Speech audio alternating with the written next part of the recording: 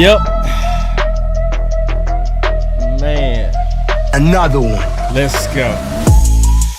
Ooh, wee, man. It's already getting crazy in the streets. God, dog. You got Michael Parsons. This is what rejection and envy look like? This some clown shit. Wait. What?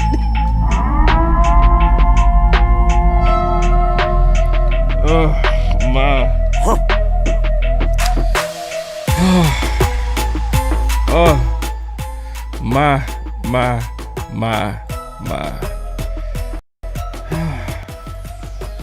I guess Tank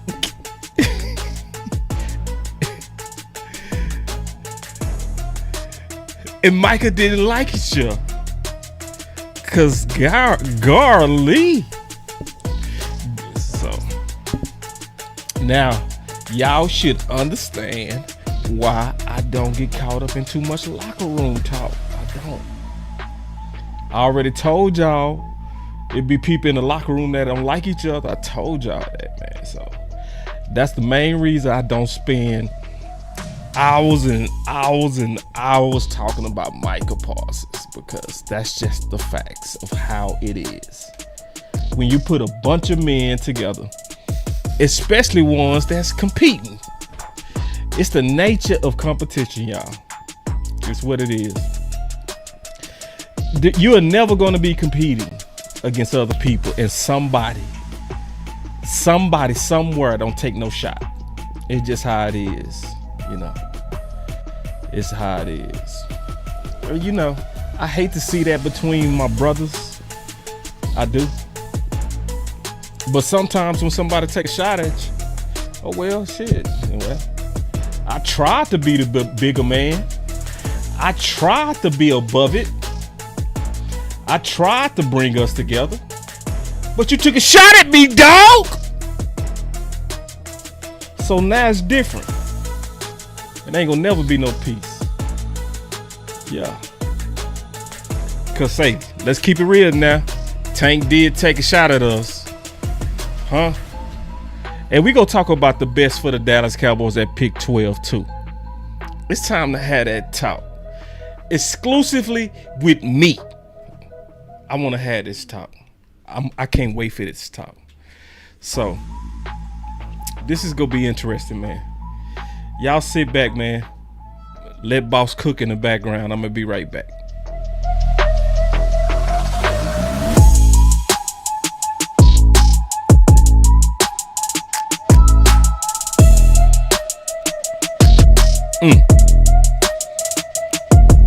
Yeah. We gotta grade this free agency too. We go grade it. I don't want no liars. I need y'all to tell the truth today. No liars. We telling the truth.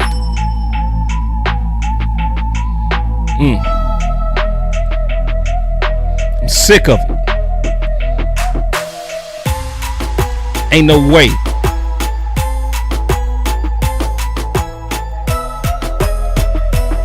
You gotta tell the truth, man. You gotta say what it really is.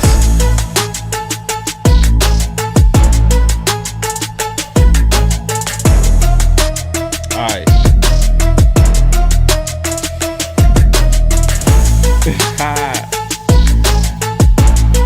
All right, let's go.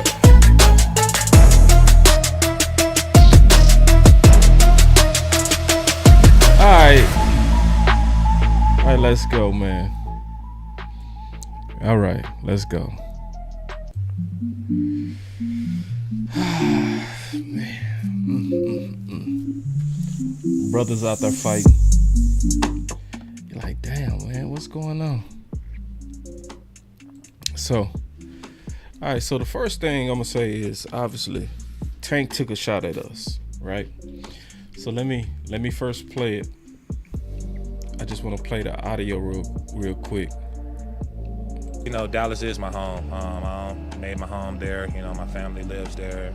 You know, I'm forever going to be there. But, you know, I know for sure I'm not going to win a Super Bowl there. So, Yeah. Yeah. We here. We're here. DeMarcus Lawrence, welcome to the Seahawks. Thanks for joining us. It's like, damn. You took the shot at us first, big dog.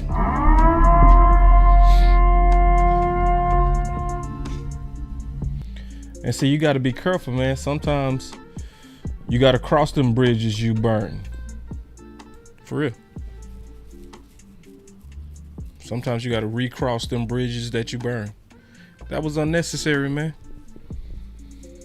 And then, this is what I don't like about the tough talk. We needed more of that when you was with us. See, we need you calling out front office when you was with us. Now you want to leave us and talk. So, I hate that. Micah talked back. I wish he would have just let him go. You're like, yeah. But he said, this is what rejection and envy look like. Man.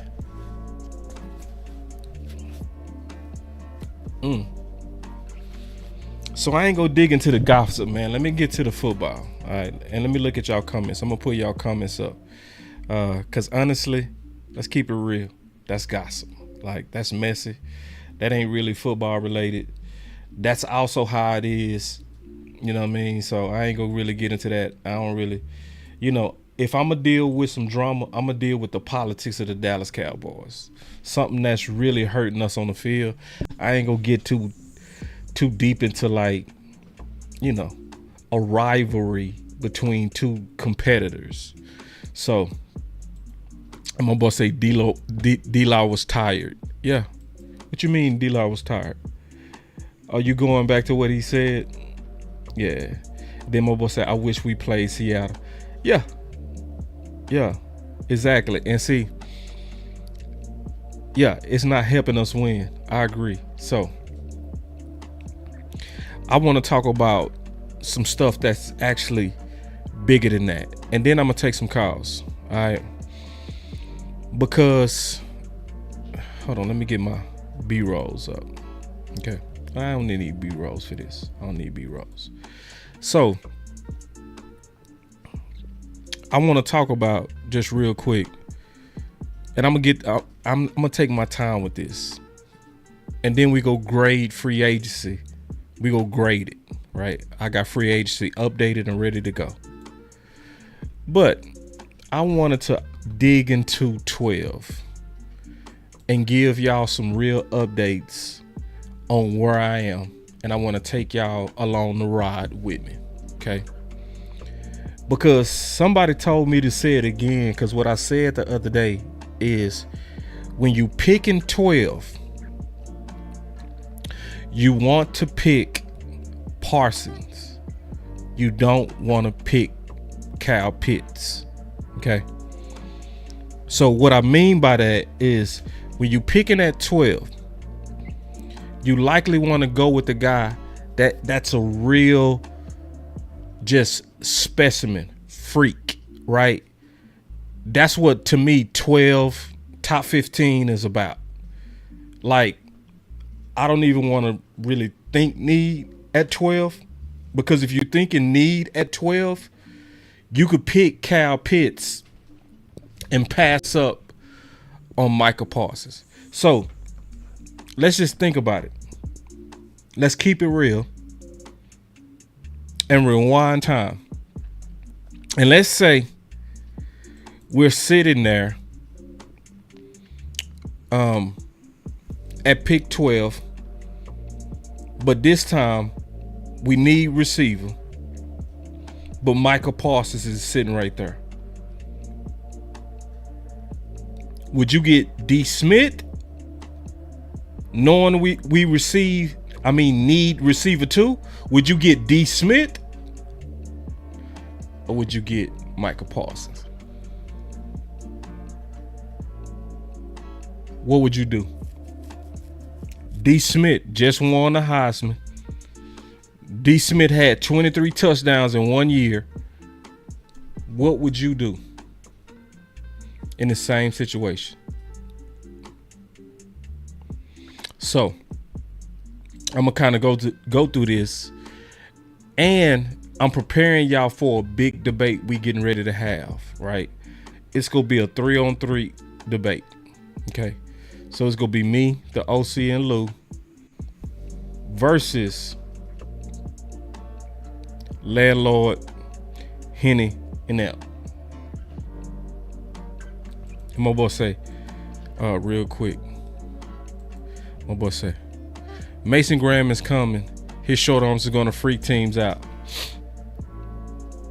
And see, everybody saying Parsons, right? That's what I'm saying. A lot of y'all saying Parsons. So, and it's obvious now. But if we're not careful, we could be reaching for what we need over the true generational freak. Now, so I'm gonna go through this and I'm gonna talk about it. I'm gonna talk it through. And I got some good news. I have evolved. Okay, I've evolved. So let me start it off with this. I got real good news on my boy Ted. Been doing a lot more research. I got a lot more of my answers. And Ted has answered a lot of my questions as I've been researching. A lot of my questions. So like this stuff right here that he doing, I already could see that. See, this type of stuff right here is clear from the film. Like he has a Dez type body control. Like when you can grab the ball like that and go through your legs and make it look easy, right? See, that's when you could just go over somebody's head like that. See, that part I know, because that's clear. You can't watch him and not see that. Now, what you couldn't see too much was speed, right? So, this is important. But I'm finna show you real quick. This is super important because this changed some things for me. This is actually huge. And so, this came from debates I was having, right?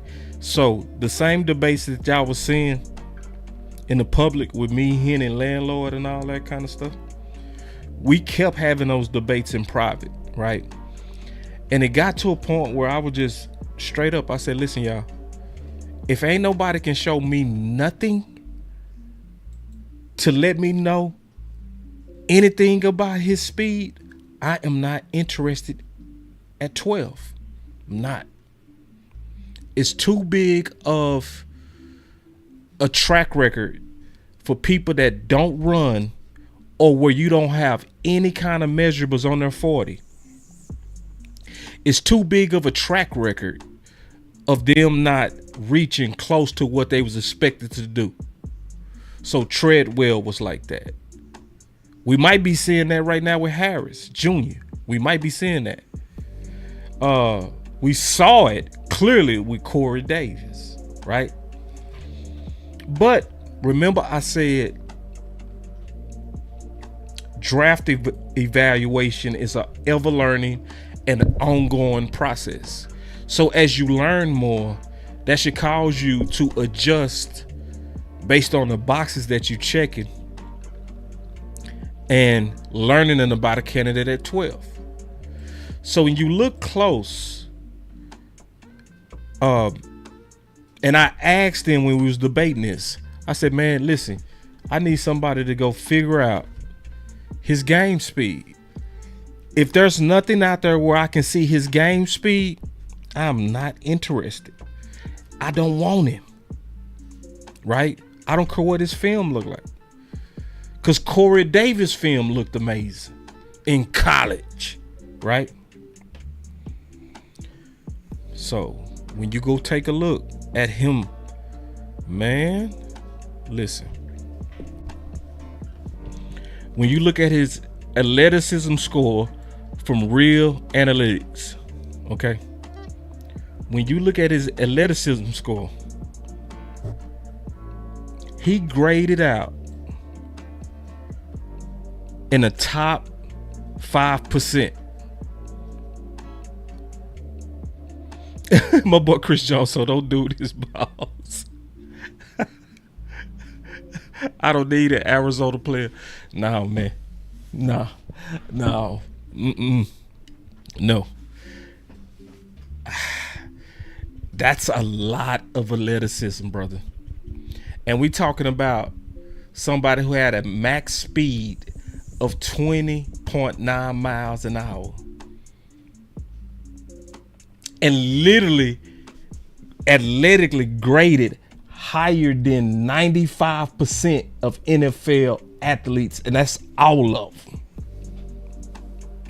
So when you're around 85, you're considered above average. He is at 95.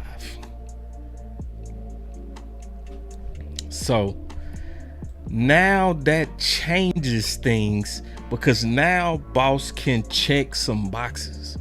Boop, boop, boop. And see, I also looked at him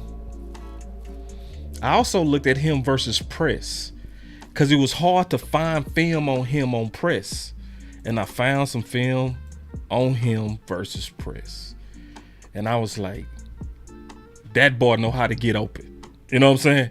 And that's all I needed to see. I needed to see that feet work. I needed to see them routes. The boy know how to. All right. Now, this is super important what I'm saying, because see, I want y'all to listen to this, and then I'm gonna explain Ted. All right. Let me turn off this music, because y'all really need to be able to hear this. Check this out. Mike, give us the truth on the receiver targets.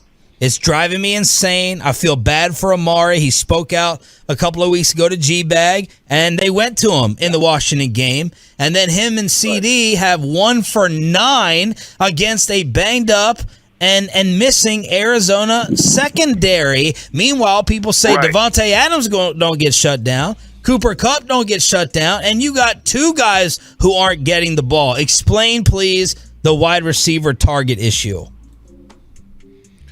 This was January 6, 2021. This was after we lost to Arizona, where we had Amari and CeeDee Lamb, and they was going against backup corners. So this was the game. We lost that game. And that's the first time I was like, why did Amari and CeeDee only have 4 targets on backup corners? And that's when I started to learn about the Kellen Moore system. This was literally the week I figured out Kellen Moore. I swear to God. This was the week that made me go really research and figure him out. And I came back with it. But listen to his answer. I'm having an issue with it myself. I'm having an issue with it. Doesn't mean I can't explain it. Because I said this other night on Inside the NFL. You know, and it's just what you guys are talking about. Like, there's sacred ground that I hold for the duo of Joe Montana and Jerry Rice. It's on sacred ground. I put nobody up there. I don't put anybody up there. I call the man Jesus in cleats. He's on sacred ground. But this Devontae Adams, Aaron Rodgers, I'm putting on that sacred ground when I watch. Because you can combo him inside and out, and he still gets open. Me and Julian Edelman was talking about this. It's phenomenal. And one of the things that he has that I believe people don't give him enough credit for, it's just short space, so much short space quickness. Devontae Adams. Man, y'all better listen to Playmaker. See, this is what happens when you try to judge receivers by stats. He was like, y'all better look at what make him special. He said the short area quickers that and see, that's what me and Landlord was talking about. We was talking about people that win with subtlety. You know what I'm saying? That short area quickness. People that know how to use that receiver body language to get open, man. Appreciate the super chat. Appreciate the super chat, man. I love it. Angie, the rebel chick. I love it. Let's go. Let's go, man. She come in dropping 20 on your boy. I love it. Appreciate you so much, Angie. Now this is interesting what I'm talking about, y'all. Y'all go like this show. Y'all go like this show. Let me read her super chat and I'm gonna come back to that content real quick. Angie said, shout out to you, big dog. Every stream you drop be fire. My number one favorite Cowboys content creator. Don't tell Law. You know I'm gonna tell him. I owe you, man. You should have told landlord. Yeah. So the next time me and Law get together, I'm gonna say Angie said I'm in favor. Yeah. I'm gonna get that revenge. You shouldn't have did that. Huh. But appreciate the super chat. I love you, Angie. Oh man.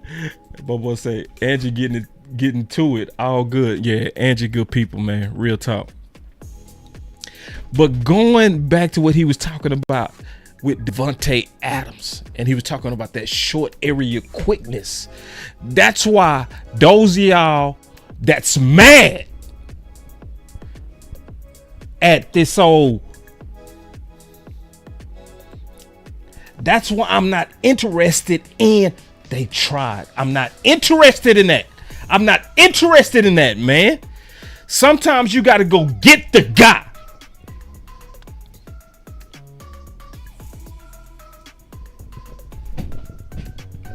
Let me keep going. That just, so for those of y'all who mad and where people want us to be positive, I don't want to be positive right now. I want to keep the pressure up. I don't want to be positive. And see, I'm going to tell you something. This is what I hate about every offseason. We end the season mad, but by the time we get to the offseason, people be telling us, hey man, y'all still mad? Yes. You not? Yes. Let's be positive. It's like, I'm with it. I love positivity. But I also want us to keep the pressure up. That's simple. But check this out. Going back to what the playmaker was saying, because this is important. This is real important what the playmaker said. Y'all listen. Yeah. You know, in and out. And just able to beat you in any kind of way. And great air awareness in judging a football. Great. I mean, just great at it, man. You can't beat them. You can't beat them. I don't understand how we get our receivers shut out. I just don't understand that. And when you have not one good receiver that the defense can focus on, but you have two good receivers, it makes it very difficult for a defense to over-focus on any of them. But I just have to say that it goes back to the junking it up in the coverage that we have to figure out. Michael, do you believe, I know I'm asking the wrong guy, but do you believe that a receiver can be taken out of the game if they want to? The old Belichick of I'm gonna put my number one on your number two, and I'm gonna put my number two with the safety against your number one. Can a receiver be eliminated, and why doesn't Cooper Kupp and these others get eliminated? Well, and this is what I'm talking about. First of all, the combination that we just talked about with Aaron Rodgers and Devontae Adams, you can't eliminate it because Aaron Rodgers don't care.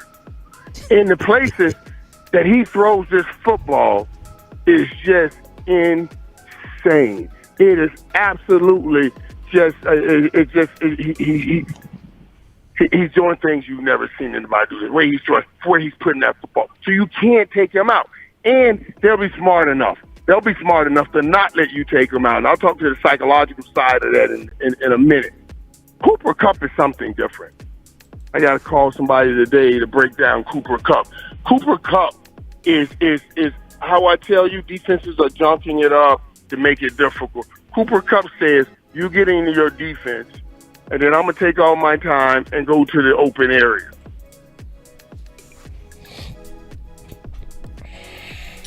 See, The playmaker needs to say it, because if I say it, y'all gonna say, oh, boss don't know what he talking about. See, sometimes what I gotta do, because if I say it, some content creator go come out and say, oh, boss just showed a couple of clips. So what I gotta do is I gotta get somebody that all of y'all trust, that all of y'all know is not, or is super creditable, especially talking about receivers. Now, notice he broke down the difference between Adams winning and Cooper Kupp winning. What did he say about Adams? Short area quickness, right? The same thing me and Landlord was talking about when he was talking about using subtlety to get open. That's why you can't look at some of them guys as ages. That's why people that'll be like, I don't like Keenan, because you don't know what you're looking at. When you know what you're looking at, you know somebody who uses subtlety to get open. The thud-ups. That's what Michael Irvins is talking about. But then there's other receivers who put up big numbers, but they're more system receivers. So that's why you'll see Cooper Kupp come off the ball slow, and he's going to find those areas. So I want y'all to listen again so y'all know I'm not making it up. Listen. Up is something different. And they'll be smart enough. They'll be smart enough to not let you take them out. And I'll talk to the psychological side of that in a minute. Cooper Kupp is something different. I got to call somebody today to break down Cooper Kupp. Cooper Kupp is how I tell you defenses are junking it up to make it difficult. Cooper Kupp says, you get into your defense, and then I'm going to take all my time and go to the open area.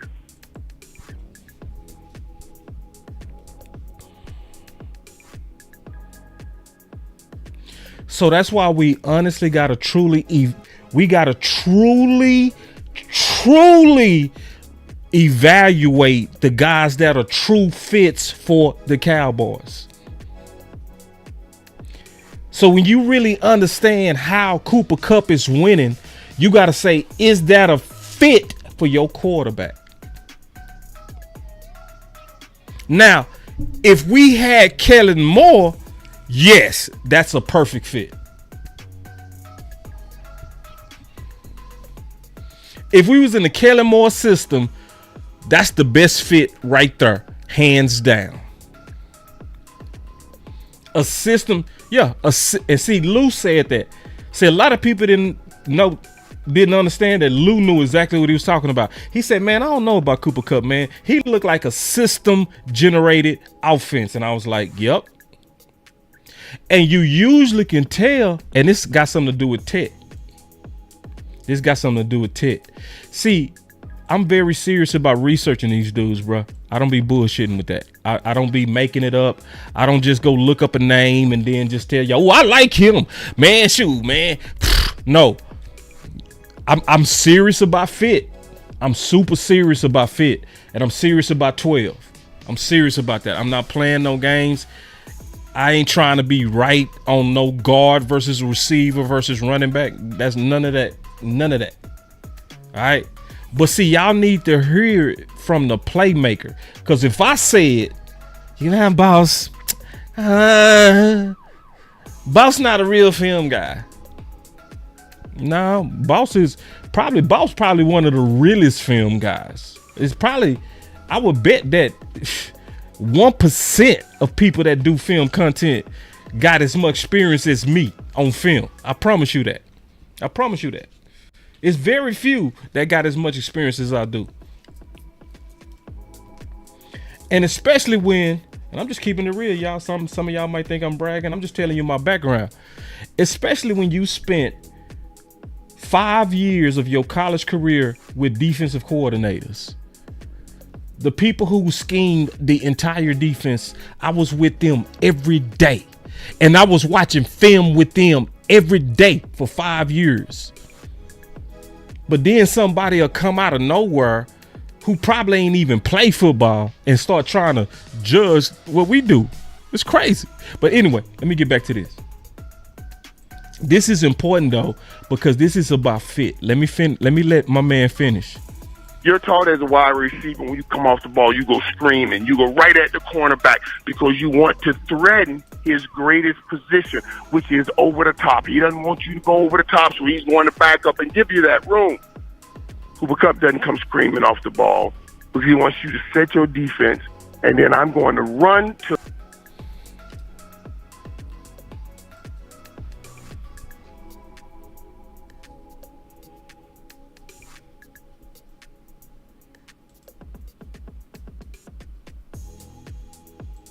Cooper Kupp says, you get into your defense, and then I'm going to take all my time and go to the open area.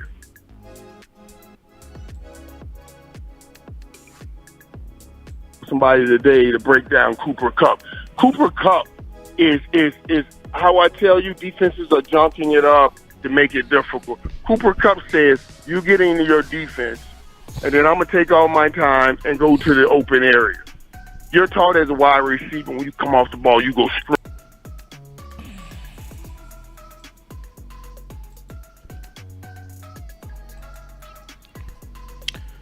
My boy OG, he said, you don't think Kupp would be a fit with the way Scott in Seattle used Lockett, boss?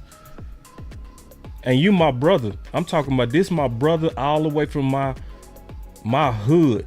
Oh, hell no. No, he's not a fit, bruh. Lockett is a fit because Lockett is a route runner. See, when you a real route runner, you're not getting open like Cooper Kupp was getting open. And this was Kupp's MVP year he was talking about.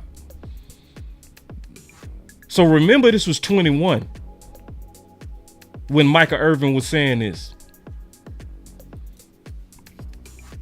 Lockett is a better fit right now, I'm telling you, than Cooper Kupp. He's a better fit right now. And it's because of the way he wins. That's why you got to look at, you can't just look at these receivers. You got to look at how are they winning. Because then that'll tell you, is this guy a fit for what we currently do? And is this guy a fit for my quarterback? And you go right at the cornerback because you want to threaten his greatest position, which is over the top. He doesn't want you to go over the top, so he's going to back up and give you that room. Cooper Kupp doesn't come screaming off the ball because he wants you to set your defense, and then I'm going to run to the open area of your defense.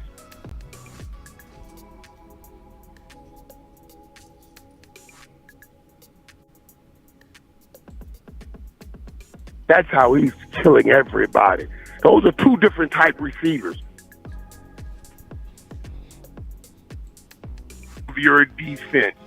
That's how he's killing everybody. Those are two different type receivers. Your defense. That's how he's killing everybody. Those are two different type receivers.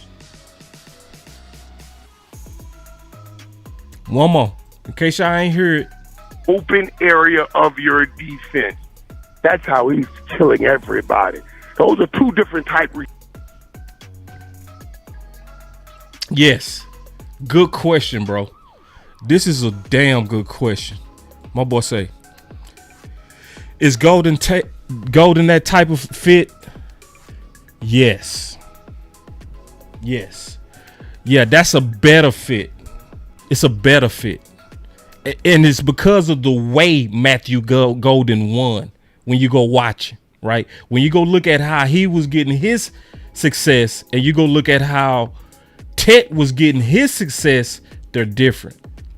And I'm gonna explain it, but I needed to show y'all. I didn't need to say it. Y'all needed to hear the playmaker say it. Because if I would have said it, you would have said, oh, boss, shut up. You're capping. You're just capping. You don't know what you're talking about. No, okay, don't listen to me. Listen to the playmaker. Don't listen to me. Yeah. Yeah, my boy Lou in the building. See, Lou, see, I'm showing what you was talking about. See, Lou said this. I guarantee, Lou, when you said it, it went over a lot of people's head. I knew exactly what you was talking about. My boy Lou said, I don't know about Cooper. He said, man, he looked like a system receiver to me. And I was like, that boy Lou is on it. Clap it up for Lou. He said that about last week. Sure did. Now somebody would think Lou hating. Lou was not hating. Some people would have thought Lou don't know what he's talking about. Lou knew what he was talking about. And then some of y'all would think Lou, because he played offensive line, that he don't study receiver. Lou obviously studies receiver. Obviously. Because he was right. This is exact. And I heard it. I was like, yep. And I said, that's how I see it. The same way. Right? I forgot who we was debating, but we was talking about Kupp. And listen, y'all, this doesn't mean that there's no asset value in Kupp. No, there's an asset value to him. His hands are still really good, right? You know, he obviously has the Super Bowl pedigree, and he knows about being the main guy. Those are positives. But I'm gonna just say it like this. I don't want a white version of Cook, if that makes sense. I don't want Brandon Cook 2.0, but in white skin. You know what I'm saying? I want a difference maker. I don't want a system generated receiver. I don't. We need somebody with the thudups, what Michael Irvin said. Receivers, two different type receivers. But the key to both of them is you cannot let a team come and take any one of them out. Forget what it does for you number-wise.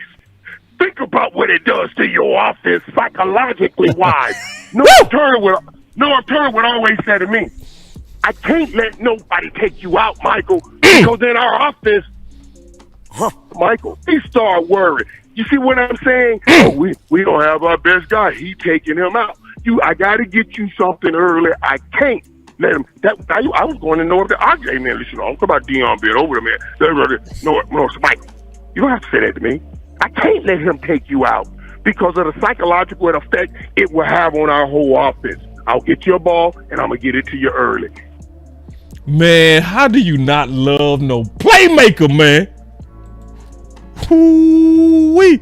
This is a very good question. Very, very good question, man. That's why I love y'all. Y'all be right here with your boy. Boss, how about a Mika?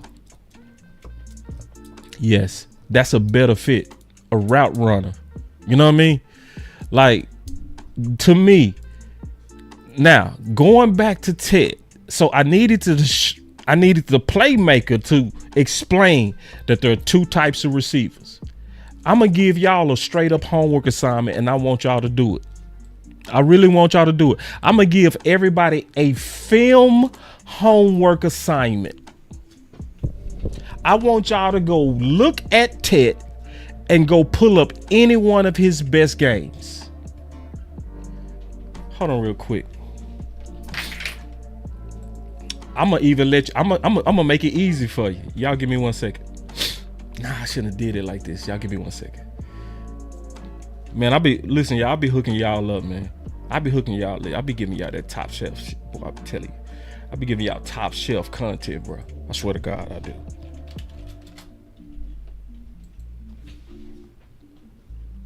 Y'all give me 1 second. I'm going to show you. God, please don't let these dudes take my money when I show you this. So, if you go look at Ted, right? It's on my Twitter. This is a game that shows 10 of his receptions. Go to my Twitter and I asked the question. This is the homework I'm going to give everybody. This is the homework. Question for the film people. Yeah, so now I gotta address this. This is another very good, smart question, and I want to address this before let me address this real quick. This is a good question. I'm gonna come back to what I was getting ready to say, but y'all gotta listen to me as I break down Ted, because this is about pick 12, and I want y'all to hear me. Okay. He said, "Hey, boss, did you break down Shoty's scheme already?" Now, this is the thing I'm gonna tell everybody. The more and more I've been paying attention, the more and more I'm certain that we don't know what Scotty is going to do. We don't know Shoty's scheme. because he came out and said that actually Pete Carroll was the person that really made him stay run heavy when he was in Seattle. So basically he wanted to push the ball, and Pete was like, no, run the damn ball. So a lot of us have been saying that he's going to be run heavy because he was from Martin Schottenheimer's system and Marty Ball and all that kind of stuff. And we looked at the coaching staff and we assumed that he was going to be run heavy. And we start, that he brought in coaches that's going to have him doing more pin and pull and stuff like that, right? Honestly, I don't think nobody know. Nobody know. And let me tell you, I made the mistake the last time when we got Shoty, right? And he was the consultant under Mike McCarthy. And then he got the title of OC, right? So what did we all assume? Oh, our offense is getting ready to be like Seattle because this guy, Shoty, he, is the OC. But what did it end up being? The West Coast. It was something totally different. Why? Because the head coach was the person who had the vision of the offense. So because he already let that clue out that he wanted to really open it up when he was in Seattle, we still, and I'm just being real, we still could end up being a pass-happy offense with all the run changes. Because I remember James Ruff came in, he said, I ain't sold that we go run the ball. I got to see it. And I said, nah, man, if I look at the coaches and all of that, but then I start paying attention, I was like, James was right. So we got to be careful. So I want to answer that question and then get back to this. Because this is important, y'all. My boy say Texas toast. Man, y'all listen to Texas Mel. Come on, bro. Trips. Damn. Ooh. Yeah. And we do. Yeah, we do. We do need weapons. I agree. I'm going to address all of that today. We go talk about it. All right. But let's get back to this, and we're talking about tech. So question for the film people, and I really want y'all to do this. Right? I want y'all to go look at this. You can look at multiple games, but if you go look at any one of his games, I want y'all to look at, when you're looking at Ted, I want you to look at how is he winning. I want you to look at it. So the question is, when you go look at them catches, where's the majority of Ted wins coming from? Holes in zones, which is basically like Cooper Kupp? Is he getting most of his success from contested catches, which would be like Dez? Or is he getting a lot of his wins, or most of his success, is it coming from route separation? And I want y'all to look at it. Even if we looked at this clip right here, which is about 10 of his catches, I want y'all to look at how is he winning. Even if you look at this first one.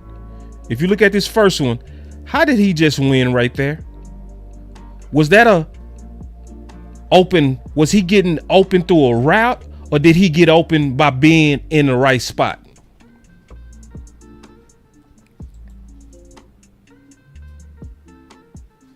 Huh?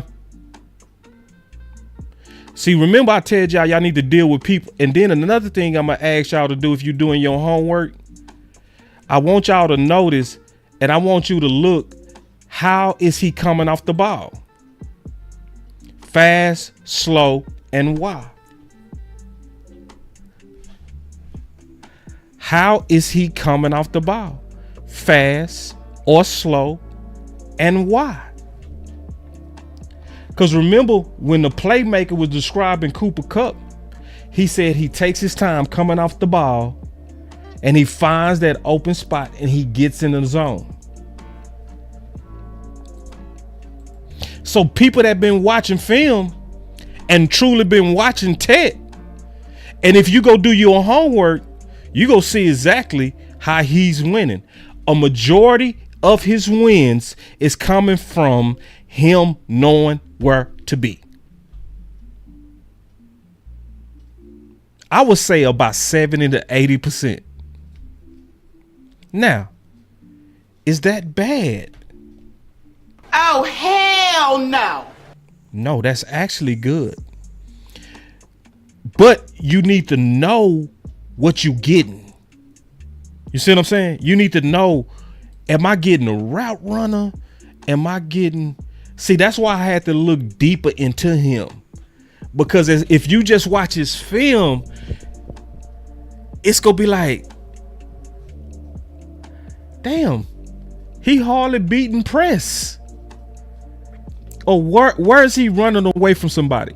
Or what was the film in him running a ice cold route, right? It's hard to find it. I'm just being honest. Hold on real quick. Let me explain something else about Ted. So, but when you dealing with Ted, and I went and researched Ted a lot, okay? And I found as much as possible of him working people one-on-one, okay? Routes.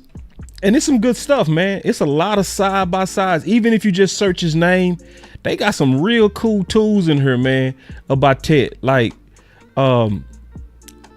they had some side-by-sides in here that's dope. So so this is something that you can look at. This is him. This is him versus Colorado. So you can see him versus the top corner.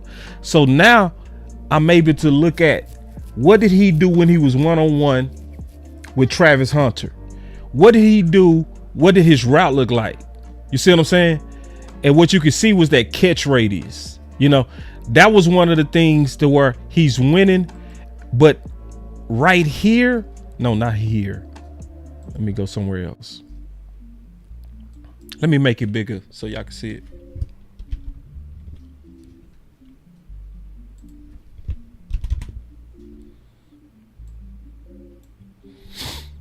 All right. I mean, Travis Hunter, he made Travis Hunter quit. But this route right here, horrible. But good ball. Good ball. That was a good ball. You know what I'm saying? But that route, now look how he coming off the ball. How did he win right there? Tell me, for anybody paying attention. Is he streaking off the ball, or is he coming off the ball slow?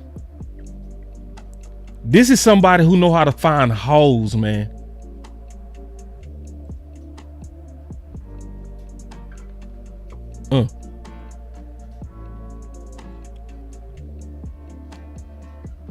Now that route was trash. He rounded off that bad. But is he coming off the ball fast? Nah, this is sick. He made that catch, man. That's crazy. But I'm asking you a real question. If you watch his film, how's he coming off the ball? So when you go listen to the playmaker, you got to ask yourself, are you getting Devontae Adams, short area quickness guy, or are you getting system guy? What you getting? So I want to fully explain Ted, because see, I'm gonna tell you the best comp. I think I figured out the perfect comp for Ted. You know who Ted is? I think I figured out the perfect comp for Ted. Ted is Higgins. And I think he's Higgins with better body control. That's who Ted is.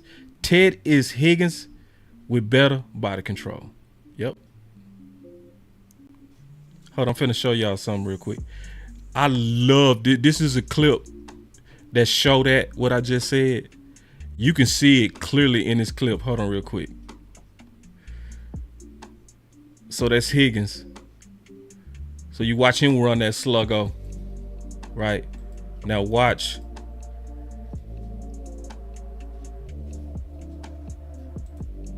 Balls look identical. You know what I'm saying? Like identical, like almost perfect route. You know what I'm saying? So I needed to go look at Ted. So let me tell you what I think about Ted after further review. After further review. Nah. The reason why I didn't say Brandon Marshall amp, I like that comp. But the only reason I didn't say Brandon Marshall, because I know and I watch the Bengals. The Bengals, they win just like Ted. Where, because, you know, when we was getting ready to play the Bengals, you know, all of us who do content, we go always scout that week's opponent. So I went into that week's opponent. We getting ready to play Chase and Higgins. Oh, you say post that back. Y'all want to see that again? All right, I'll show you. It's a dope clip, man. It is a dope clip. When you put them boys side by side, watch this. Bah. Hit it with that sluggo. That slant and go. All right, sluggo. Right, good rap. So watch Higgins. Watch Higgins with it. It look exactly the same. You know what I'm saying? I'm talking about they look like twins on that, man. Real talk. They look like twins, you know? So, like when you trying to get because sometimes you're trying to get a comp. You trying to say, man, you know? But the reason why I said Higgins, and I posted it for you, Angie. The reason why I said I see Higgins is because when I was getting ready for the Bengals that week, and I'm looking at their offense, and it's the same thing. I was like, oh, Higgins and Chase, they not winning from routes. And I swear I was looking at it, I was like, they running option routes, you know? And I was just looking at it. I was like, nah, they beating zones. That's what they do. It's the exact same game with Ted. It's the exact same game. Now, let me tell you something.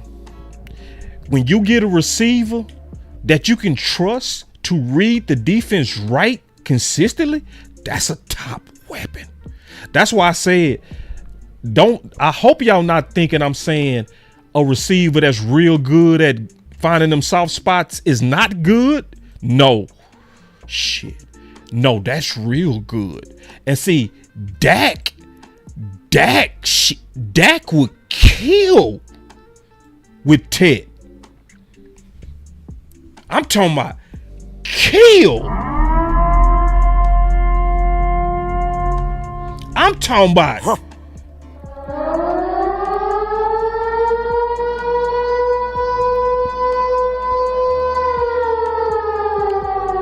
I want you to imagine Dak having a weapon that see the field like he sees the field. Where Dak can throw with super anticipation. See, as a quarterback, you always got to throw with anticipation. But when you throwing in an option route, you got to throw with real anticipation. A lot of times you throwing the ball way before they came out they break.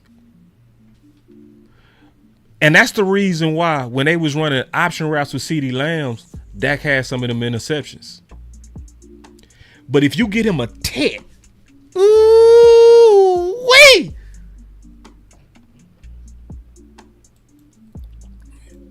Explain your question. He said, boss, would that be draft to replace? Who?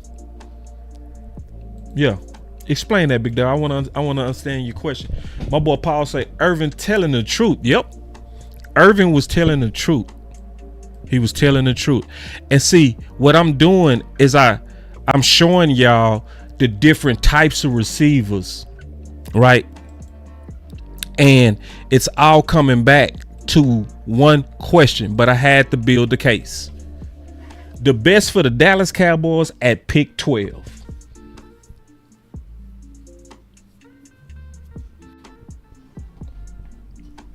So I'm telling y'all, that debate is going to be fire. I'm looking forward to that debate. All right. So I'm not going to answer right now. I just wanted to give y'all my take on Tet. So I want to give y'all an update of my take on Tet. Y'all give me 1 second. Give me 1 second. Because a lot of people misunderstand me sometimes. You might listen to me and you'll be like, Boss don't like receiver. No. Boss is trying to get the pick right. Boss is trying to be thorough and think through all the potential pitfalls. I'm not just, we need a receiver. No, this is pick 12. You're supposed to kick the tires. You're supposed to test drive the car. You're supposed to ask hard questions. This ain't about bopping and being a cheerleader for your favorite. No, this is about being certain. We don't want Cal Pitts when we could have had Micah Parsons. We don't want D. Smith when we could have had Micah Parsons. That's why we got to really comb through.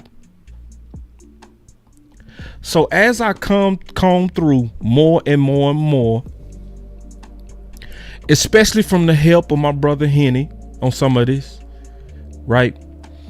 Where I learned his, man, this is the perfect way to say it. Chat, you said it perfect, brother. Chat, you said it perfect. You got to Carfax this, bruh. You do. You have to Carfax this, bruh. And so this is a good question, a good super chat. She said, Boss, you rather have a wide receiver or running back at 12? I would want to have the best freak. And so that's why I'm measuring these guys right now. Talking about 12. And I'm just taking y'all down the road with my research. I'm just taking y'all with me. You know what I'm saying? So that as we talk about this stuff and we get closer to the draft, you know, I'm gonna be all, I think I'm gonna have this whole 12 thing. I think I'm gonna know what to do at 12 fully after we debate. So once Landlord, Henny, the OC, all them smart dudes come together and we fight it out, right? And you know, and people cross-examine each other and that type of stuff. What happens from good debates, not when you trying to win, that's phony. But when you really trying to get the pick right, when you really trying to get the pick right, you open to people's feedback, you open to people's criticism, right? And you go research that stuff. Yeah, I do.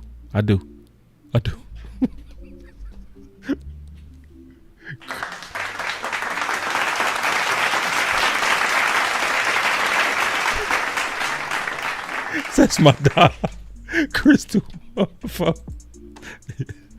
Say, man.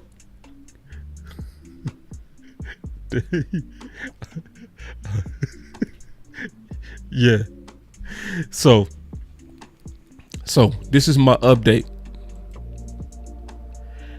At first, I had 2 that if they was sitting there at 12, I'm making a pick. I now have 3. Ted has checked the boxes. My brothers has helped me answer the questions.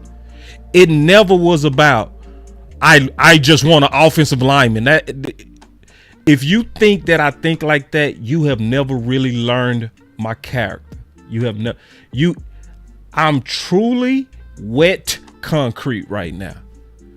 And the whole goal is to be cement before the draft. To have this all the way down. To have this all the way thought through. And after thinking it through, looking at more research, looking at him in one-on-ones, looking at him when he actually had to use his route ability, not the option route ability, I still saw that he has what it takes to win and win on a big level. So now I have 3 people that I feel like I would stay put at 12 and not move if they're there. But I got one more piece of bad news for y'all. I'm gonna be all the way honest, and I got this from my boy Wee Woo.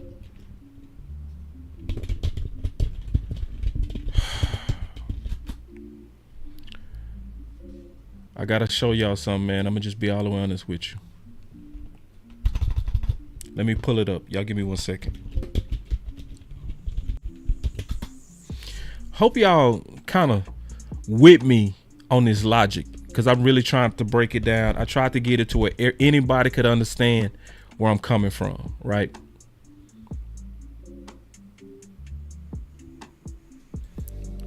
So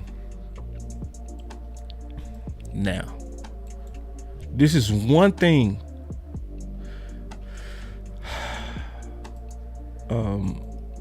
This is a good question.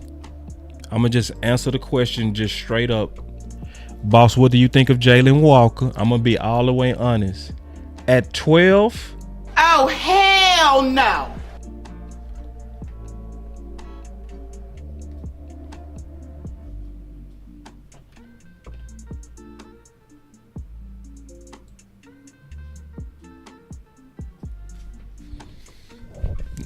I don't see enough pass rush ability. I don't see enough being. See, you can't watch a dude Carter and then go watch him. You gonna see a major difference. you gonna be like, no, they different as hell. This is what I want to show y'all. My boy start laughing. I'm just keeping it real, bro. I'm just keeping it real. You know what I'm saying? See, I ain't one of them that's go cap, bro. I'm not finna sit up here and cap, bro. You feel me? Listen, I'm gonna tell you what I see, and I don't care what nobody else's opinion is, because I know I've done the work. You feel me? What's going on Twitter, man? What's going on Twitter, man? Is Tank fighting Micah? What's going on? Tell me, bro. Tell me the gossip. What's going on Twitter, man? You can't just do that. Talk about Twitter is wild right now. You got to give us the clue. But see, I want to show y'all something about pick 12 to get y'all ready for something.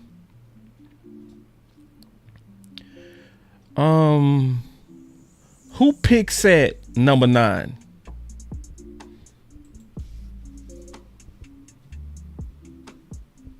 Who picks at number 9?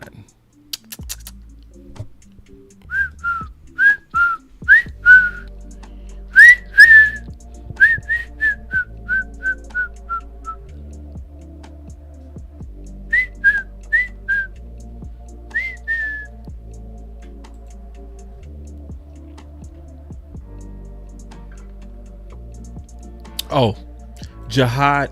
I haven't looked at his film yet. I should be to him tomorrow. I'm gonna be completely fit. I'm gonna be completely done with all my film this week, and then I'm gonna start doing some mock drafts. Y'all gonna love my mocks. We gonna have some fun on mine. Trust me, cause I got some good stuff planned. Yeah, you see, y'all answer like what's going. Yeah, so who pick at 9? Y'all see.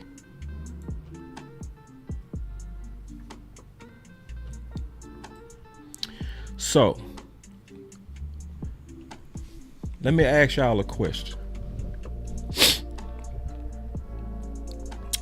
What was Kellen Moore's system? And what did Kellen Moore prefer to do?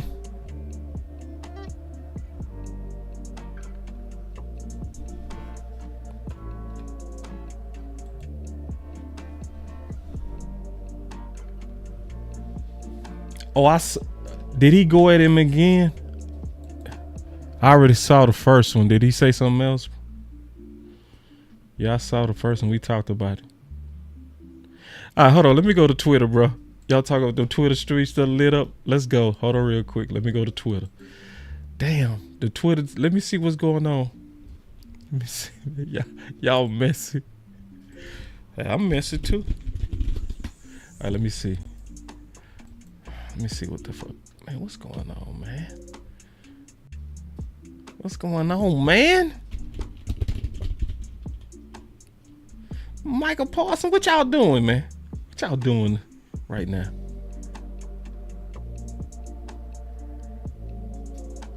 All right, let me look at replies.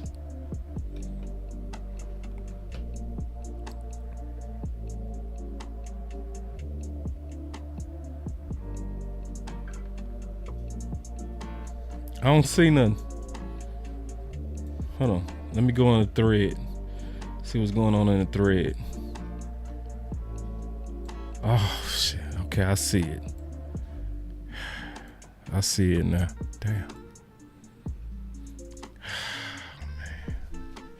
Calling me a clown won't change the fact that I told the truth. Maybe you spent less time tweeting and more time winning. I wouldn't have left. Oh, God.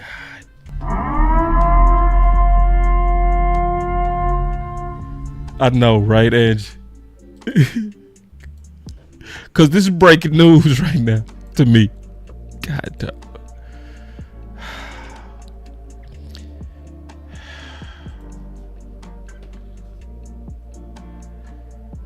My God. Look at this. Look at Magruder. I thought I was done making Cowboys videos. Nah, brother. Oh, God, dog.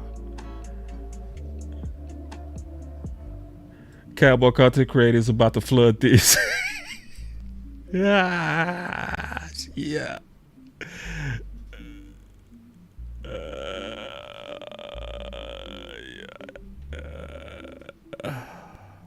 If y'all would have spent more time winning, I wouldn't have left.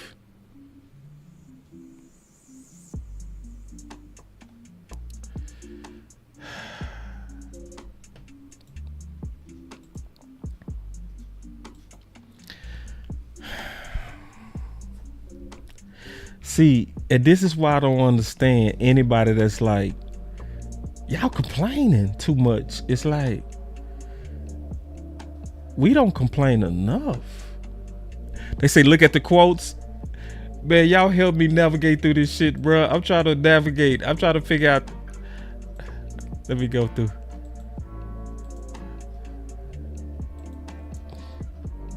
Man, talking about look at the quotes.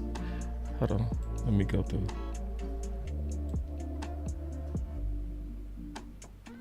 Y'all give me 1 second.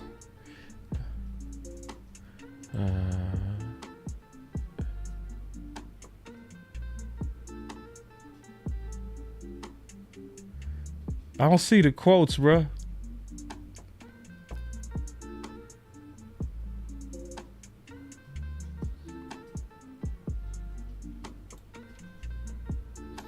Hold on, he said, if he would have spent more time healthy. Hold on, yeah, I read what he said at first. He said, this is what rejection and envy look like. This some clown shit. All right, bro. I already read that. I'm cool, bro. All right, so they going at it. Goddamn. Can somebody call out front office, please? Can somebody get the, y'all going at each other, bro. That does nothing, bro. Ain't helping nobody, bro. The only thing they doing is giving each other bulletin board material. That's all they doing. Man. So listen, man, I ain't listen and Tank, bro, this is not how you go out, bro. Damn. You gotta Tank, you gotta be like professional, bro. You got all these dudes who liked you. And we go pick the Cowboys over you.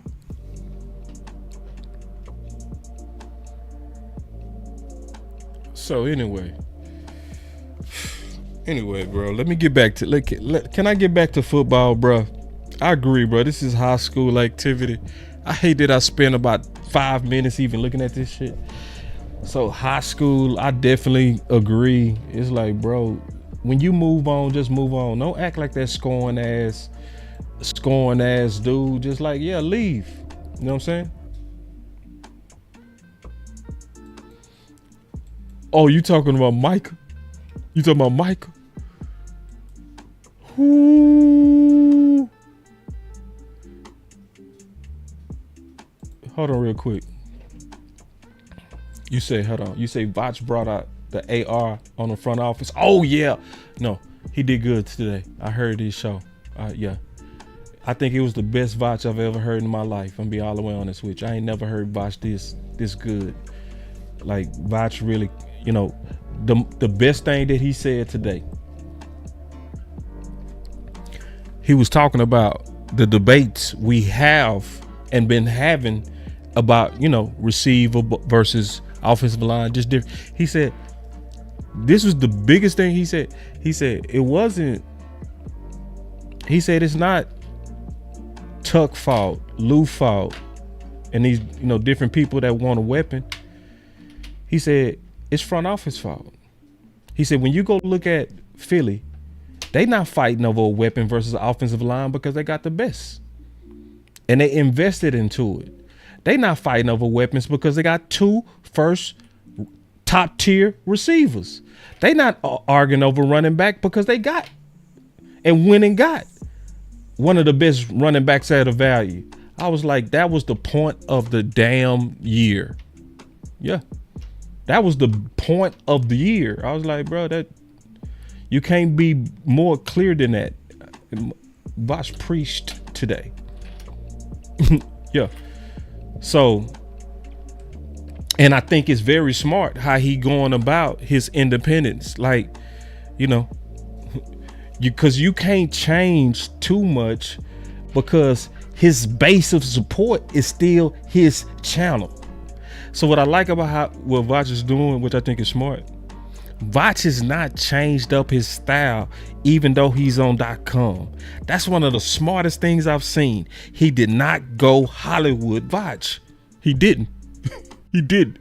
He stayed H-Town, Mississippi Vach, because that's what everybody subscribed to. You know what I mean? They didn't subscribe to Hollywood. And he came out today, and it was not even a whiff of Hollywood. Not a whiff. He said what he had to say about front office. I was like,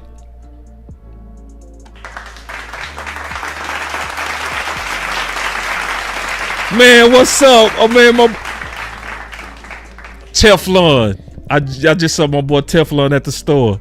Yeah, we was in Fiesta. I was getting some nachos for my son. And we'll say, Boss Cowboy. I said, man, make sure you say something in the chat. Yeah, Teflon. Yeah, that was dope, man. It's always dope when you run across people in the streets that watch the content. That's always dope. That's dope for both sides. Especially when y'all stop me. That'd be cool. Be like, damn. You know what I'm saying? You feel a little bit like a wannabe celebrity. A little bit. But now, Teflon, I appreciate you, man. I always appreciate your comments too, bro. Yeah. So anyway, no, that was good. Vach did good today. Let me go back to this. Let me go back to this though. Man, this next part, I'm gonna go through this quick. I'm gonna go through this next part quick because it just don't take that long to just explain this next part. I'm gonna explain. So Ted took so long because I researched Ted the most. Hold on real quick. Man, I appreciate this, bro. When y'all already know, bro, when y'all drop 20, I shut up, bro. Y'all know how to shut me up, bro. Y'all really do. Hold on, let me hit the button. Let me hit the button. Man, I appreciate it, bro. I appreciate it, man. I be needing them $20, man. You feel me? I be needing them $20, man. I be like, say, man. Kids be hungry, bro. I be like, man, I need a super chat around this mug. Then all of a sudden I look up and my boy Joe Cook delivered. My boy Joe Cook, man, I was able to get some juice with my nachos, man. Appreciate that, Joe Cook. He didn't even put nothing by it. He just dropped 20. I ain't gonna even say nothing, bro. I ain't gonna even say nothing. I'm gonna just drop 20. See, that's how to do it, bro.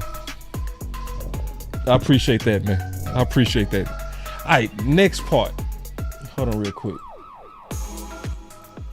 I'm telling you, man, I really try to give y'all the best, bro. I really do. I really try to take y'all down the roads with me. I do. I really do. So, a name that cooled down that we still need to talk about. At 12 is Ashton Jeanty. Got to talk about that. See, this is one of the things that's interesting when you're talking about Ashton Jeanty. And what's crazy is his athletic score is less than 10. Oh, hell no. But this is the thing. His average speed is way more than Ted.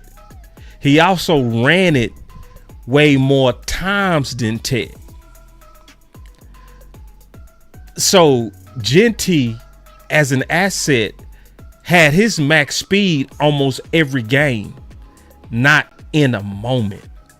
So you dealing with a guy that's true. See, when I tell you, when I say, when I'm looking at 12, I'm looking for freak. I'm not looking for need. I'm not looking for running back, receiver. I'm looking for freak. I'm looking for that person that don't come around a lot. And that will be Ashton Jeanty. See, even though this running back class is deep, this running back class, in my opinion, is not Ashton Jeanty. And then one of the biggest things I like about Ashton Jeanty, and one of the most important things I like about him, I love the fact that he's working with a trainer that I greatly believe in. It's this real though. Send super chats, boss, tired of eating bologna without cheese. You feel me? You feel me? I'm so tired. Oh man. Angie sent another one. God damn. Yeah, y'all show too much love, man. I appreciate it, man. See, I love y'all too, man. See, people that drop like y'all drop, cause y'all don't just drop fives and two, and I don't got no problem if you drop $5, $2 or nothing like that. Whatever you give, I'm appreciative of. But I like when y'all be dropping them big, that's a signal to me. That's telling me that y'all appreciate the content. And y'all all appreciate me. I don't know what you appreciate, but I appreciate y'all. You know what I mean? Just always helping, you know what I'm saying? Sharing and being a part of the movement. All right, so going back to what I was saying, I told you this next part I'm gonna be quick with. So it's another person that, in my opinion, we're not talking about enough.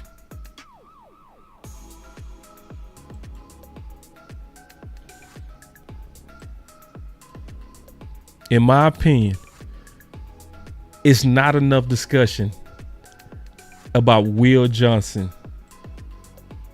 It's not enough. Huh. And I would love to get y'all opinion on Will Johnson. I would love to get y'all opinion on Will Johnson.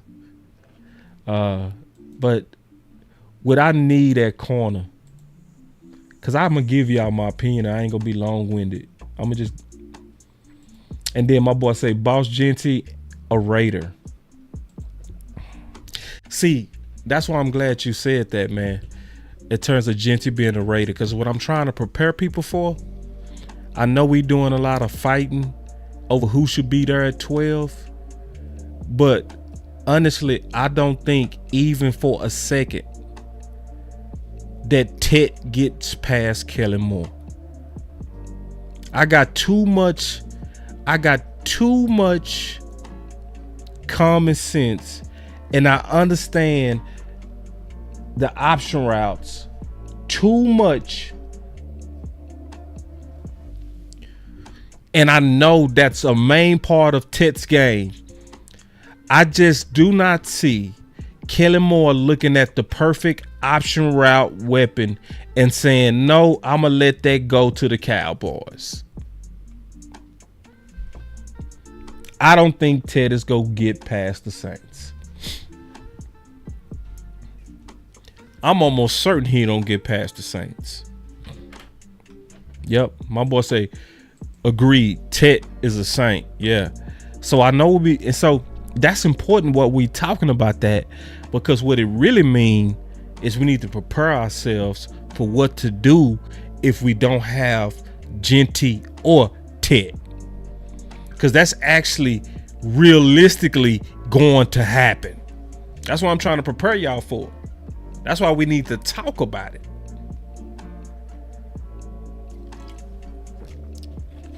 And my boy say, I agree, boss. Yeah. So to be honest, if we talking about 12, damn, OG. Boy dropped $10. Man, y'all be showing love, bro. I appreciate it. My boy say, oof for DeMarcus.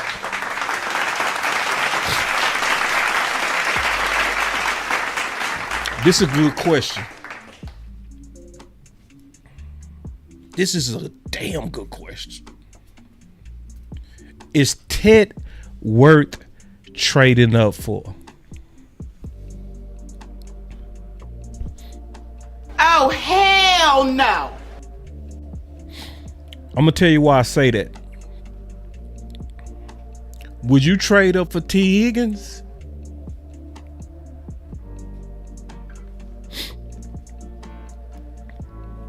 And I'm gonna be honest, Ted's come around too often to trade up for Ted. To me, you trade up for what's rare, for something like you trade up like for stuff we ain't gonna see this dude. This is a once in every. You trade up for like Saquon. When you see people that's like, bro, these dudes don't come around. These dudes come around once every 15 years. So I'm not trading up for somebody I'm gonna see every year, right? I'm not trading up because if you Ted is another Higgins, another guy that you can probably comp him to. What's the receiver out of Atlanta? Can't remember his name. USC. Hold on real quick.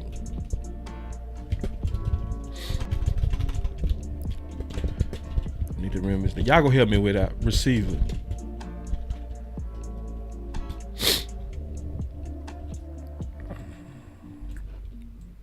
Get his name. Drake London. Would you move up for Drake London? None of us would we? Right? So I'm not moving up for something I'm gonna see every year. You know what I'm saying? Yeah, I'm not moving up for anything that I'm gonna see the very next year. You know what I'm saying? So Ted to me is a Drake London, a T. Higgins. Ted is not to me a Chase. Yeah, he not a Chase. See, Chase is one of them dudes you go see once every 20 years. You ain't go. You move up for Chase. In my opinion. So to answer your question, I say no, because it's just too many players that's almost identical. Like, especially when I can put a side by side of T. Higgins and it look exactly like Ted. It's like, well, we gonna see that the next year. You know what I mean? Real talk. No. And so I'm glad you said this because I want to talk about this. Once Tet is gone, I'm gonna tell y'all my honest to God opinion. If we lose out on Tet, and if we lose out on Genty, and if Tyler Booker is not there, the Cowboys should move down at least 4 to 5 spots and try to pick up an extra second or a third, which I think could be possible. Why? Because once you lose, if you lose a Booker, Genty, and Tet, right? Now everything else that you could pick is right around the same. You see what I'm saying? It's right around the same. Like, and you could easily say it's about 4 to 5 players that would easily fit the Dallas Cowboys, even with a move down. I'm talking about easily. You can get the corner out of Texas. You can get the safety out of South Carolina, right? You can get Matthew Golden. You can get the receiver out of Ohio State. It's at least 5 people that you could easily move down and be very happy with either one of them picks. So if you lose these guys, in my opinion, if you lose those 3 guys to the right, and then I like this, Angie. She said I like Luther too. I would move down even for Luther, cause see, at this point I'm putting Luther right around the same category as Matthew Golden and other people like Nick. You know. So that's how I see it. So I want to address, though, what a lot of people not addressing.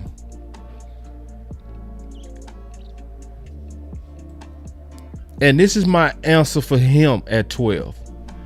On Will Johnson. Oh, hell no. I'm no. Because see, let me tell you something. All of us have the ability to look at game speed. We don't have to just really super rely on 40 times anymore. Those, after a while, that's gonna get old.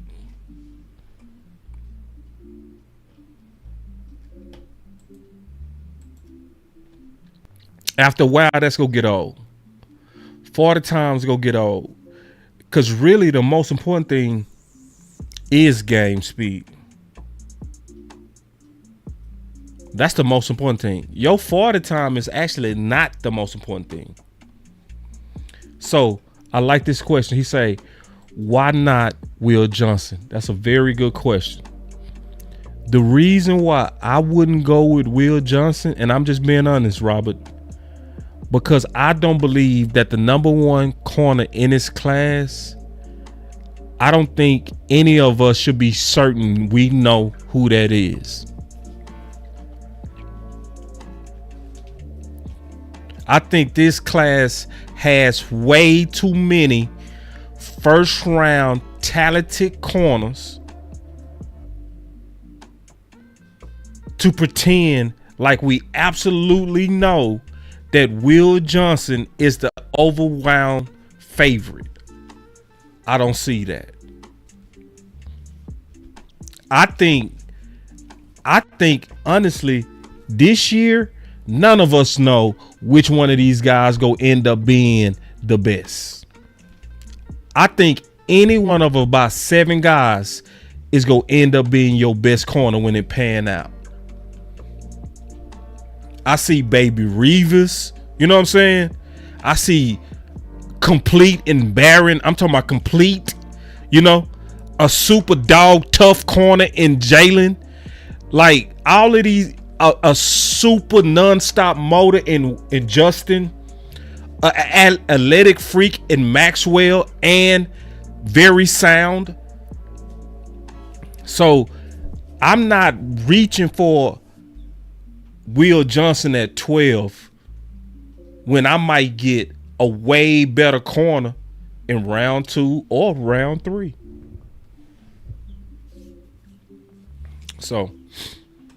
So anyway, I want to take some phone calls today, man. So I'm gonna go ahead and hook up my phone real quick. I want to hear from y'all. But before we do that, I want to get y'all grade on free agency.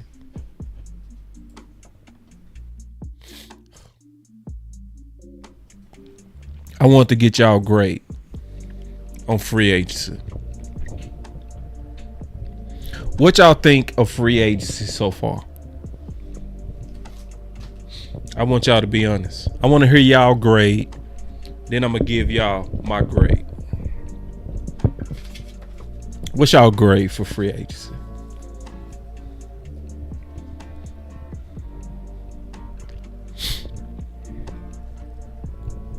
I can't wait.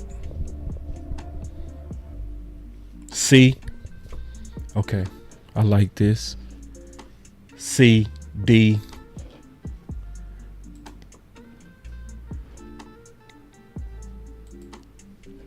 Ooh. C, D, C, C, C. Yep. Mostly C. Pretty overwhelming C. My boy Kenneth said B. B. We got a couple of B's. Mostly C's. C said an A?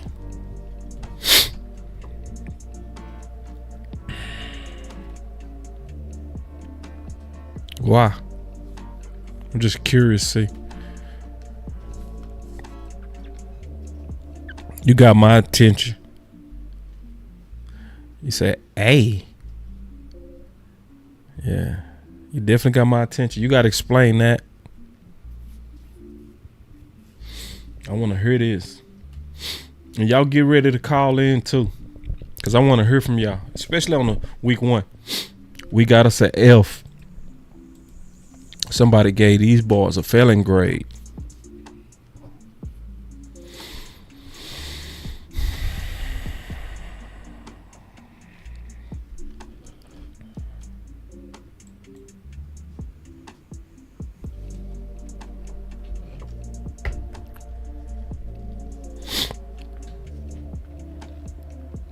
Okay.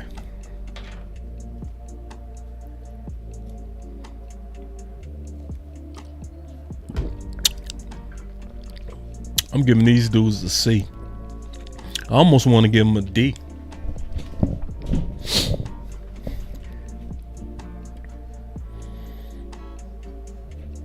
I almost want to give them a D.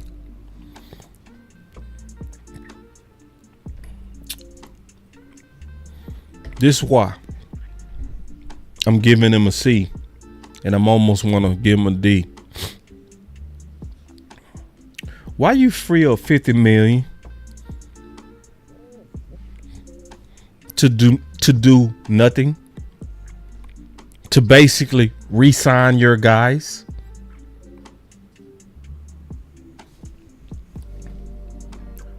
Why did you free up $50 million and then let teams outbid you? Like, why you do, you know? This is the first time y'all freed up money, that much money.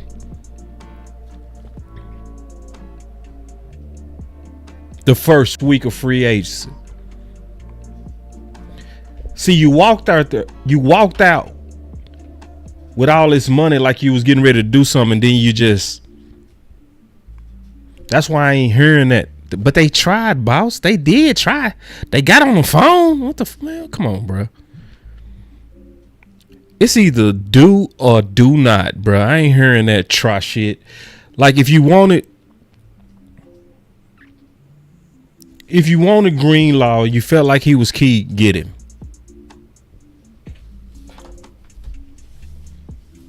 So I give, if I'm grading free agency, you get a C, Dallas. And I almost want to flunk you. But it's good news though. James Slater said it's some moves that's coming. And the last time she said that, we made about 4 different moves. Man, I appreciate the super chat, bro. I appreciate that, bro. $10 is a great content like always. Thank you, boss. Man, no problem. And you had some good questions today, bro. You did. Your questions made the show. You had 2 fire questions, bro, that really helped me kind of elaborate. Edge, trying is good, boss. Stop. All right, let's get it, y'all. Let's get it. Piling paper, got them talking nice to me. Down the bottle, it be going right through me. Brown baby, down to take a flight to me. They think that I'm stunting, but it's slight to me. Yeah. Piling paper, got them talking nice to me. Yeah. Guess that's why the labels want the rights to me. CD on my back and it feel light to me. They think that I'm stunting, but it's slight to me. Let's go. All right. All right, man. My OG. Y'all call in, bruh.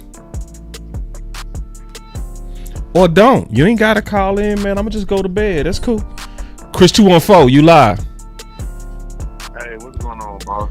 What's How up? you doing, man? Chilling, bro. Good. Hey, man, I just want to tell you, hey, man, I really do appreciate your work. It's not going unnoticed, brother. For real, you doing it for the culture. Yeah. Right way. For real.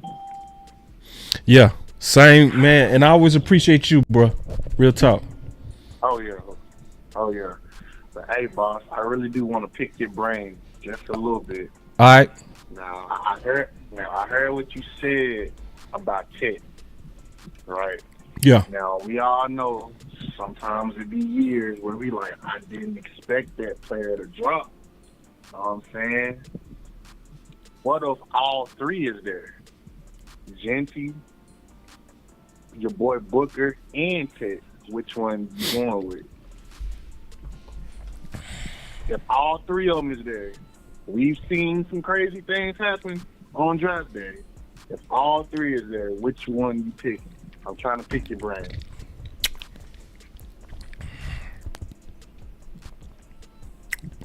Because those are like the 3 players you said that you would move to if they were at 12, right? Yeah. Yeah. Chris, I'm really trying to pick your brain. Chris, you my dog, bro. Now hear me out, bro. I want to answer this question so bad because I think I figured it out today. But I'm not going to answer that question. Okay. Until after we debate, bro. Okay. Bet. That's content. Bet. Yeah, it's not just content. It's also about the fight. I want to fight first. The fight, yeah. Yeah, because see, man, what could happen in that fight, somebody might say something that might turn me. Because I'm real close on all of them, bro. You feel me? I'm real. Yeah. It's hard as hell, bro. See, once Ted gave me the measurables, it got tough. You feel me? And then once I start seeing him one-on-one and he was winning, I was like, okay. You feel me? Like he checked my boxes. So, but then it's about value. Yeah, it's. Oh, yeah. So, I'm going to save that. That's a good question, though, bro. That's a messy ass question. That's why you my dog. Hey, blame Angie, man.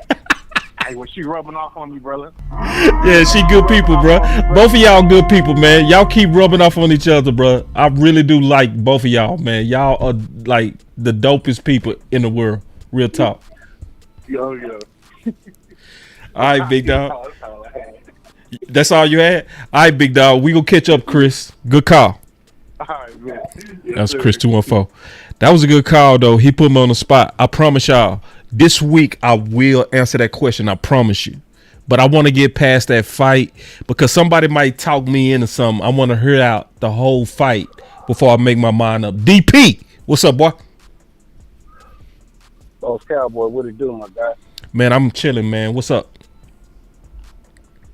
Oh man, I gave the front office a grade of incomplete, and it really wasn't like because I'm still waiting. It's because they gave an incomplete fucking effort. Like a couple angles I haven't heard anybody discuss that had just been heavy on my mind. First off, Jordan Lewis.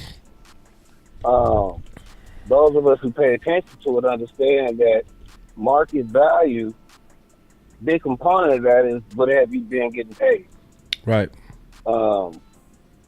Jordan Lewis' market value has been artificially suppressed by this team since his rookie deal.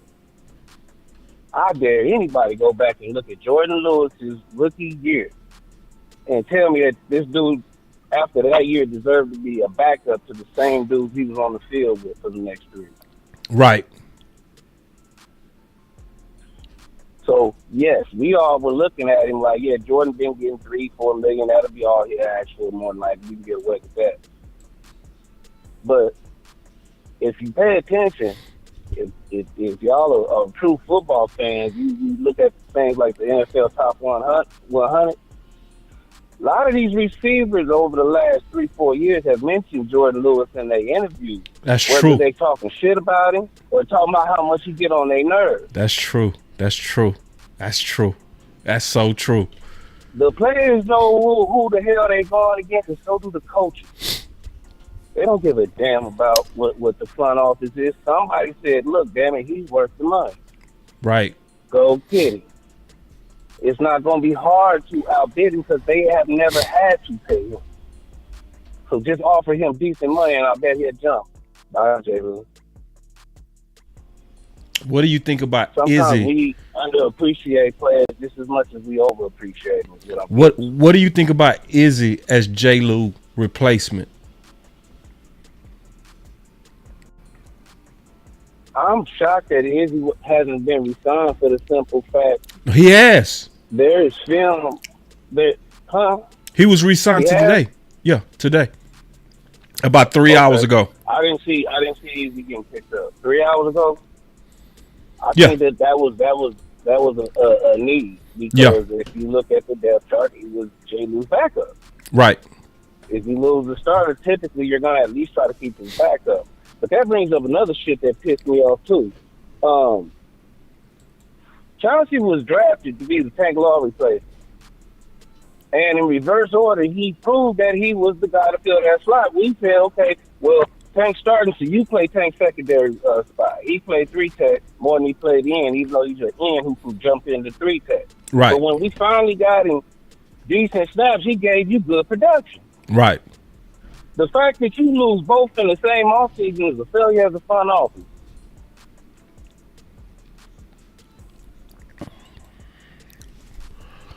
That's how I can't help but see that, bro. You lost both of them. How you draft a dude to replace a dude and then lose both of them in the same offseason? That's just more of this roster mismanagement shit I keep bringing up. But it all has to do with how the Jones front office pigeonhole players into certain spots, and they don't necessarily pay attention to how the players developing, nor how they actually fit on the rungs of the team. Yeah. AKA why Sam and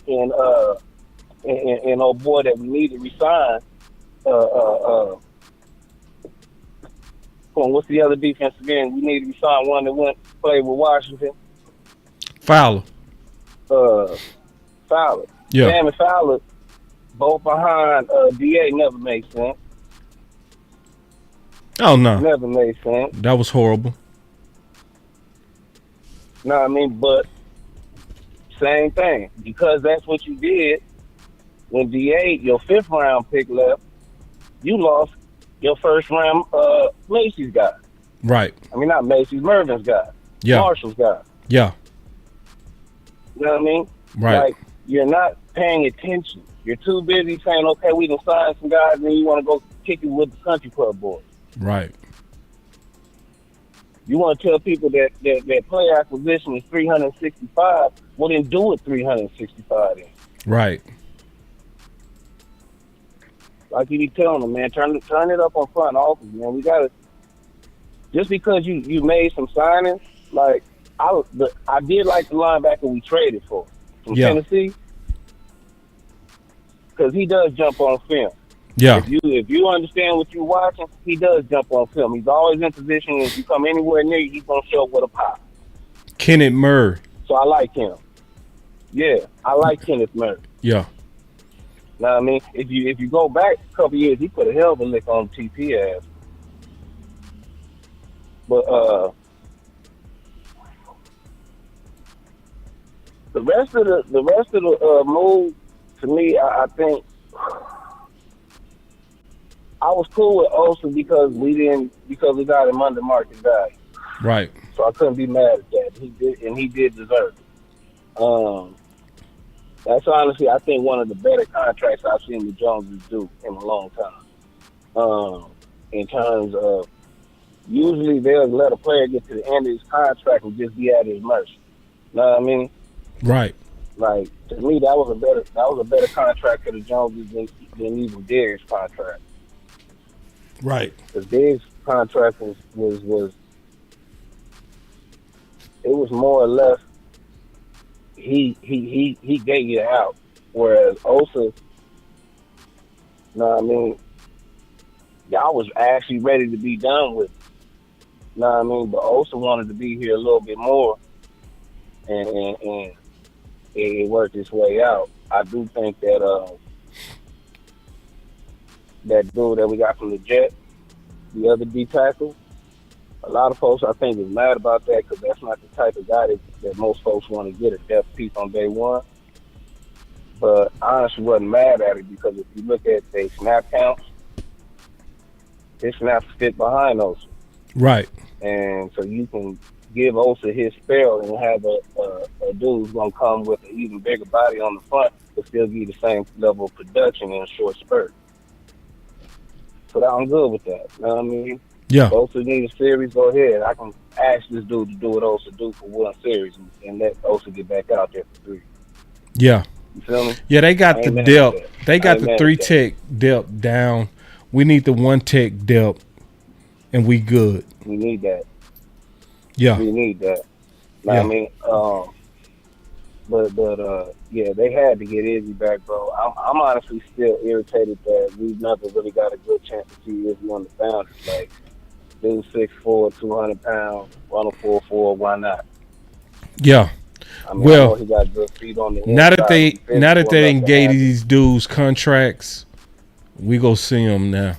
You feel me? So I think the days of waiting on Izzy, Bell, and Wanye, that's over.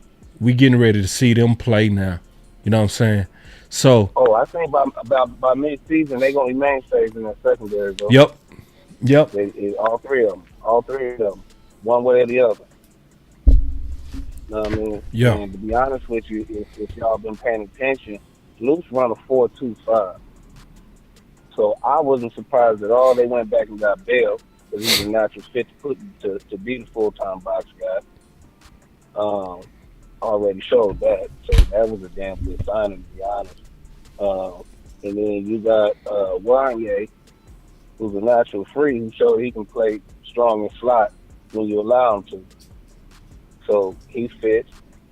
So if you put him and Izzy back there, you literally playing rock and roll. Either one of them can switch off and do whatever. I honestly think Donald and Malik might be trade pieces now that we got the three secured. Right. That might be like draft next year. Right. Our defense coming along. I will say that. Our defense coming along. Our offense going backwards. But our defense is coming along. So, appreciate the call, bro. As usual, D. Defend you real quick, though. Because a lot of folks is beating you up about pushing for that offensive lineman. Yeah. If y'all really pay attention, one thing that Boss has been pointing out all week on a whole bunch of different platforms, all these players that all y'all are saying, oh, we got to get this guy, we got to get that guy. It's really only like 3 or 4 people in the draft, if you compare them to the previous draft, have the same spot. That's right. Or even in the same range. That's right. So That's I'm right. just so excited because this year that guy stacks up to be the best among his class. If it don't matter if that dude don't measure up to the dudes that we looking for. That's right. It's a waste of pick if you reach for that dude just because he's at the top of the class when the top of the class ain't the top of the last class. Man, see, you might have said that too fast, bro. That might have went over some people's head. Real talk. You gotta have comparison. It's a reason why even the dudes in the top of the draft that everybody raves about, pay attention to the players they compare them to. Sometimes it's an athletic comparison. Sometimes it's a game type comparison. Right. If a dude is supposed to be number 1 draft pick, but the guy that everybody compares him to is some teams took number 2 or number 3 guy, what the hell is we reaching at number 1 for him for? Right. Right. That's well said, bro. That's it. I just want to get that off real quick, boss. No, that was good. Your film sessions have been just stupendous. This last couple weeks, I've been appreciating you. I'm with the Keenan Allen move. I've been with the Keenan Allen move. But your film session, bro, Keenan Allen got robbed last year. He did. For people who know what they looking at, bro. Y'all couldn't let me. Y'all couldn't let me in the same room as that rookie last year. I swear to God. Slap him. Keenan Allen was killing folks and the ball going behind you. Yep. That's why you got to watch film, though. That's why I don't respect people who do stat analysis. And I'm gonna be honest, y'all. Yeah. Go ahead, bro, because I got to say something real quick when you finish. No, I was going to say, for those of y'all that want to say, well, Keenan Allen ain't fast, hell, he ain't never been fast. Right. If the dude was slow at 22, why you complaining about him being slow at 32? Is he getting open? He getting open, bro. Can one man hold him, or do you need help? That's what it really comes down to, bro. We don't need no system receivers. We need a dude you need help. Right. That's the only way to get him off the TV is go get somebody that you need help. Right. Right. I need somebody that if you put one man in front of me, I'm gonna beat this dude. Exactly. I need somebody that feel disrespected when he looks up and realizes man-to-man coverage. Yeah, man. Appreciate the call, DP. All right, boss. I'll holler at you, bro. IG. All right. That was my boy DP, man. Good stuff, bro. That boy be killing it. So I want to highlight real quick before I take these next 2 callers. This is what he was talking about when he was talking about Ted. And he was saying, we got to be careful not trying to reach for the top guy in his draft because he wouldn't have been the top guy in the last draft. This is what he talking about. I asked this question on Twitter. I said, in the 2024 draft, where would Ted and Luther Burton be? And I listed where everybody was drafted. Marvin Harrison 4, Malik 6, Brian Thomas 23. I forgot the Washington receiver. I forgot him. Xavier Worthy 28, Leggett 32, Keon Coleman 33. Most people that answered said right around Brian Thomas to Xavier Worthy. But in this draft, he gonna likely be a top 10 pick. So is he truly a top 10 talent, or is he the top 10 in this weak class? Or was the last year class just super phenomenal? Either way, this is what he was talking about. Now let me take the next call. We got Tariq. Tariq, you live, bro. Oh. Yo, what up? What's up with it? Yo, what up, boss? What's up with it, boy? Cooler, man. Cooler, man. Hey, what's going on, Cowboy Nation? Hey, man, this one whole thing, right? See, I'm one of the belief that, you know what I'm saying, Brandon, I don't look at Cooper Kupp as a Brandon Cooks. And I can understand you saying Brandon, Kupp is a system type of wide receiver. I do agree with you to a certain extent. The difference, I think, between Cooper Kupp and Brandon Cooks is a toughness. When Cooper Kupp lines up against you, you better know what you're doing, because if you don't know what you're doing, he's going to route you up and he's going to scheme you up. He's going to get where he needs to go. You know, that interception that year in the playoffs against Green Bay, if that was Cooper Kupp compared to Brandon Cooks, Cooper Kupp would have backed that dude out. He wouldn't have just jumped in there and basically went through his body to get that interception. You know what I'm saying? I've never seen nobody do that to him. And I can't say that they're the same player. I look at Cooper Kupp as a dangerous man, because I mean he's not what he used to be because of the injuries and all that. But let's keep it real with one another. If it wasn't snowing in Philly last year, they probably would have had a problem on their hands. Because Cooper Kupp and that other dude, the Hawaiian cat, they was gonna get in the business out there. You know what I'm saying? My whole thing is like this, boss. It depends on where the Cowboys want to go with it.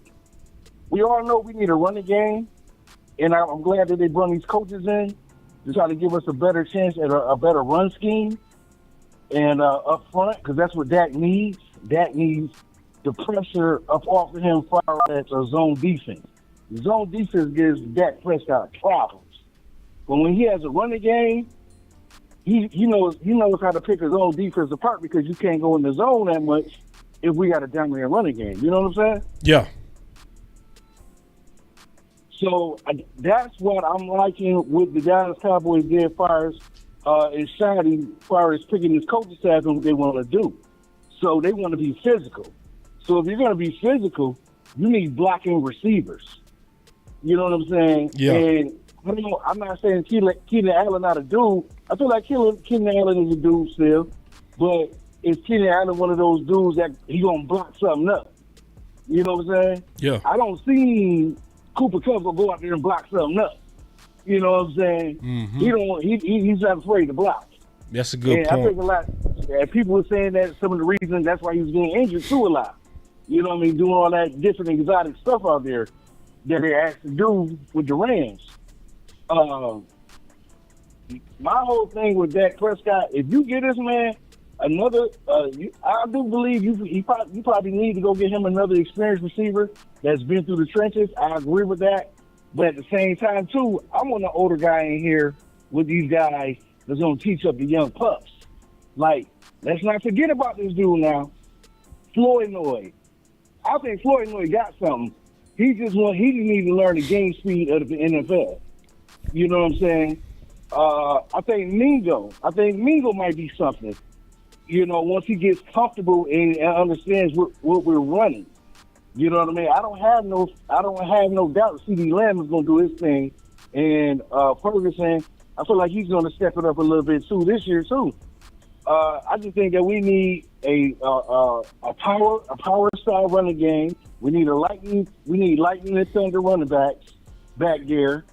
And we need to focus. To me, if you go in the draft, like you go to the draft, if you go ahead in this free agency, you shore up your receivers, probably get another older receiver that's experienced, and then you can focus those picks on defense. You can make your defense a dominant defense with that 12 pick, because I heard you talking about Micah Parsons. What if we get to that number 12 pick and it's a dominant defender there, but it's also the flashy receiver that everybody wants? But if we already got you in our receivers, we probably don't have the best young receivers, but we have receivers. But we put an older, wily veteran there to help these guys understand the game a little better.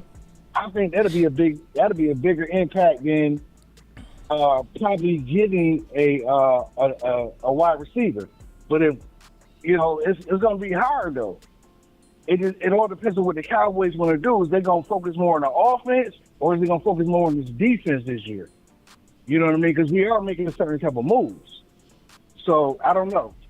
Me personally, I'll go get. That's what I would do. I would go get a veteran, a good veteran wide receiver, and see what we can do with that. You know what I mean? Maybe get another receiver a little later. Yeah. I think a veteran receiver. I think a veteran receiver would open us up to BPA, the best. Yes. I think that would open up us, and that will put us in a good position to easily be able to move down. Yeah. And still get a good player. And get a lot of good players. That's what I'm saying, boss, because my thing is like this. I'm tired of missing out on the 4th round because the Jones family want to follow the trends of everybody else and go just pick up any damn receiver or quarterback with our 4th round draft pick and still don't still don't use them. Yeah. I feel like that's a waste of a draft pick. You know what I mean? That's what I don't like. That's cringeworthy. Yeah. And I think like I'm more on the side of maybe they might be thinking some of the same things we're thinking. They might be thinking like, let's put this defense together. Let's go put this defense together and go get a later round back. Tariq, what's their main moves right now? Yeah. What's their main moves right now? It's defense. Right. It's defense in the trenches. That's right. That's what it should have been a long time ago. It should have been defense in them trenches. You know what I'm saying? And let's play smash mouth football. That's the only thing I've been waiting for the Cowboys to do for a long time. We got Michael Parsons over here. Micah keeps saying he needs help. I think even with CeeDee Lamb, he said he can't do it on his own. So go get him some veteran dudes. Get him one veteran dude or maybe 2 veteran dudes that can help him out. Because they can't check everybody. Yeah. You know what I mean? Mm-hmm. And Dak Prescott and CeeDee Lamb with a good running game, man, the league better watch out. Because I think then I'm like, okay, then I see is we're gonna do our thing. You know what I mean? You know, I'm happy that, Zach Martin, he got a chance, he did his thing. I'm happy for him that he retired. But, only reason I'm not all the way happy is because he didn't get a chance to go ahead and go fight for the Lombardi Trophy. He didn't get put in that position to go fight for the Lombardi Trophy. But at the same time, too, I want to play smash mouth football. I want them to play smash mouth football on both ends. You know what I mean? Offense and defense. Get some of that pressure off of Dak Prescott that had to think all the damn time, and him going out here looking goofy in the face, looking not sure of himself if he's gonna play a good game or not, or if the rest of the guys gonna step up. It's a team sport. Everybody gotta be down, man. But that's my whole thing. It's like, why give Dak and CD all this money if you're not going to try to make this team better on both sides of the ball? Because everybody, let's keep it real. The reason Philly really won is because they had a dominant defense. They had the Georgia Bulldogs with their damn defense. You know what I'm saying? With great rotational pieces and young guys. Mix them with the veterans. We got to spend some money somewhere, man. I just hope that they I agree, man. Don't just stop here. Yeah. They can't stop, bro. Hell no. And then James Slater said they not gonna stop. But let me get to this next call, Tariq, man. That was good stuff. I pray they don't, man. Yeah, me too. Thank you, boss. All right, Cowboy Nation. Let's do the damn thing, man. Man, Peace. good call, bro. Good call. So, before I take this last call, I want to say something real quick about what's going on with Tank. Matter of fact, let me just take this call first, and then I'm gonna address that. That's important. What's up? 46. Up, boss? What's up? Who is this? My name Andre, man. What's going on, bro? Nice to meet you. You too, bro. Nice to meet you. All right. Oh, hey, Cowboys. This is what I don't like. I don't like how the Joneses be putting the Cowboys behind the 8 ball. Yeah. And having them have to figure stuff out, like, the 4th round draft pick got wasted and not getting people in the free agents. That makes me so mad. So yeah, I like man. The Cowboys, and I'm really going for them. But my thing, I think we should go offense on our draft picks, this coming up draft, go all offense because we need weapons. And I was gonna ask you, what do you think about Amari Hampton as the running back? Because I mean, I want Ashton Genty, but everybody's saying that he ain't gonna be there. So the next best running back is Amari Hampton. Do you think the Cowboys should get him? Yeah, I mean, I would like Amarian Hampton. He's probably your most physical specimen in the draft. A lot of people were surprised with that 4.47 because his film didn't look like he run that fast. You know, it's a lot of times on film he got caught. But he, in my opinion, is one of your better complete backs. He has one of the chances to be a 3-down back, you know. So I would like Amari and Hampton. I wouldn't be mad at it. That's if Ashton Genty ain't there. Are you still gonna have an interview with Ashton Genty, or I gotta reach out to him. This is right around the time we said we was gonna do it because we wanted to get past the draft, right? So do you think? Mm-hmm. Do you think the Cowboys can get him, man? Because he's really good, bro. And that could be like our running back we need. You know what I'm saying? It's very possible, bro, because a lot of people never factor in dumb. Like when everybody factoring in the draft, they always act like every team is going to make a smart, good pick. But every year there's a dumb pick in the top 10 or 2, right? It's always like, what? You know what I mean? Right. And all we need is a couple to push them down. You feel me? That's all we need, right? So at first I was concerned about the Saints picking them up. But now that we know Kellen Moore's that coach, they go get Ted. They got a running back. Yeah, and they got a running back. So yeah. It's a possibility, man. It's a possibility. And I'm going to tell you why Genty could fall. Because in this draft class, the backs had the fastest 40s all time at the combine, right? So when you got running backs that fast, some teams go say, you know what? We need a running back, but we might be able to get that later. You know what I'm saying? And that might push him down. So it's a couple of reasons why Genty could fall in our lap. It's realistic. All right, I got 2 more things and I'm done. 2? I'm going to say 2 more things. Yeah. All right, go. Let's go. D-Law's a sellout. He got the money from the Dallas Cowboys. You know how You know how people be. You know how people be. They get the money and they all Dallas Cowboys, right? And then when they get to getting hurt and be busted and disgusted and don't show up, they want to talk down. So I mean, I'm glad the Cowboys got rid of him. He ain't really did nothing. You know what I'm saying? Yeah. But and then go get Keelan Allen, man. He's better than Cooper Kupp. Cooper Kupp hurt. It's a reason why Cooper Kupp ain't in L.A. Yeah, he got the MVP year. He was cold that year, but Keelan Allen, man, he got the skills and he got the size and he can catch. You know what I'm saying? He cold because he was in L.A. and Chicago. Chicago ain't never had no quarterback receiver, but that dude, yeah, they ain't no quarterback. So that dude, that'd be a perfect fit because we need like an Alvin Harper. I like that dude from Arizona. What's his name? T-Mac.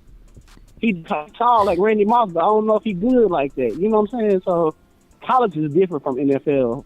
You know, so Cowboys just got to make offensive weapon choices in the draft, man. You have a blessed week, okay? It's like meeting you, brother. You too, bro. I locked you in too. So the next time you call, I'm gonna address you by your name, bro. All right. All right, man. All right, so let's get to it, man. I need to talk to y'all about this DLaw, especially with what Star just said. Boss, all the young guys on defense weren't effing with Tank. Trey, Osa, Chauncey, Overshawn, all speaking out.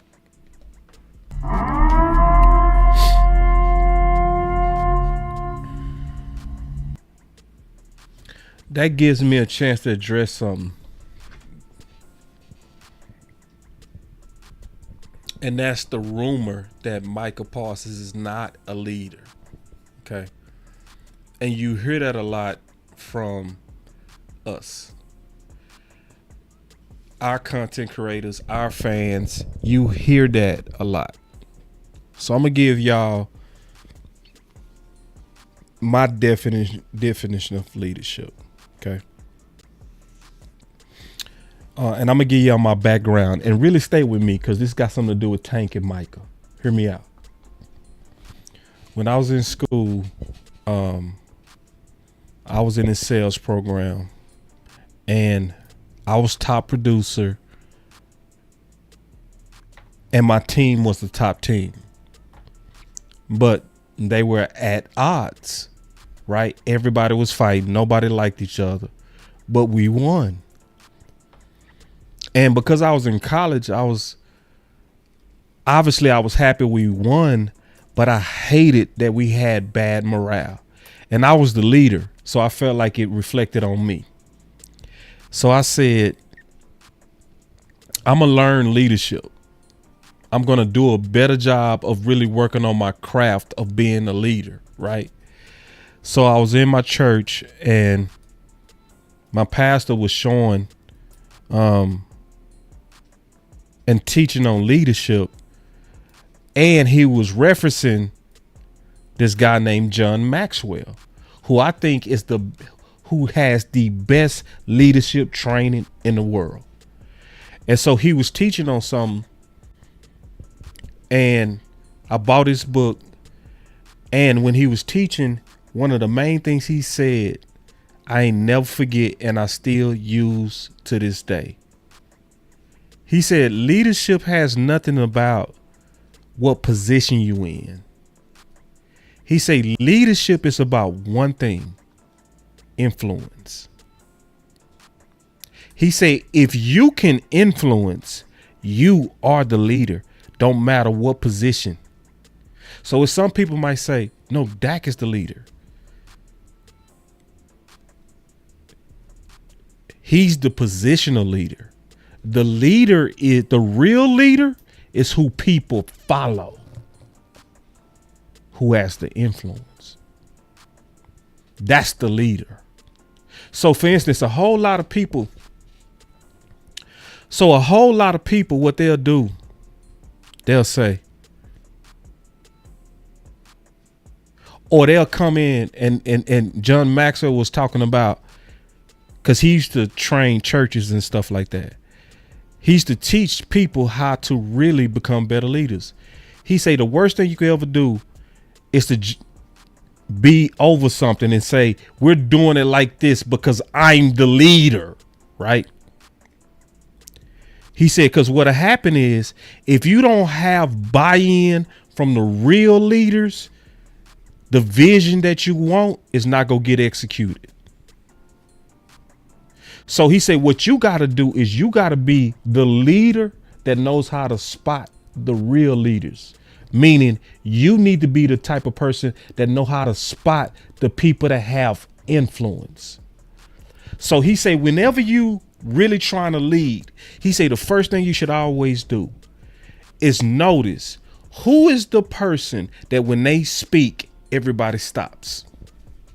He said, because that's the leader. He said, you might have the title, but the person that's causing this organization to run is the person that makes everybody shut up when they speak. He said it might be the secretary.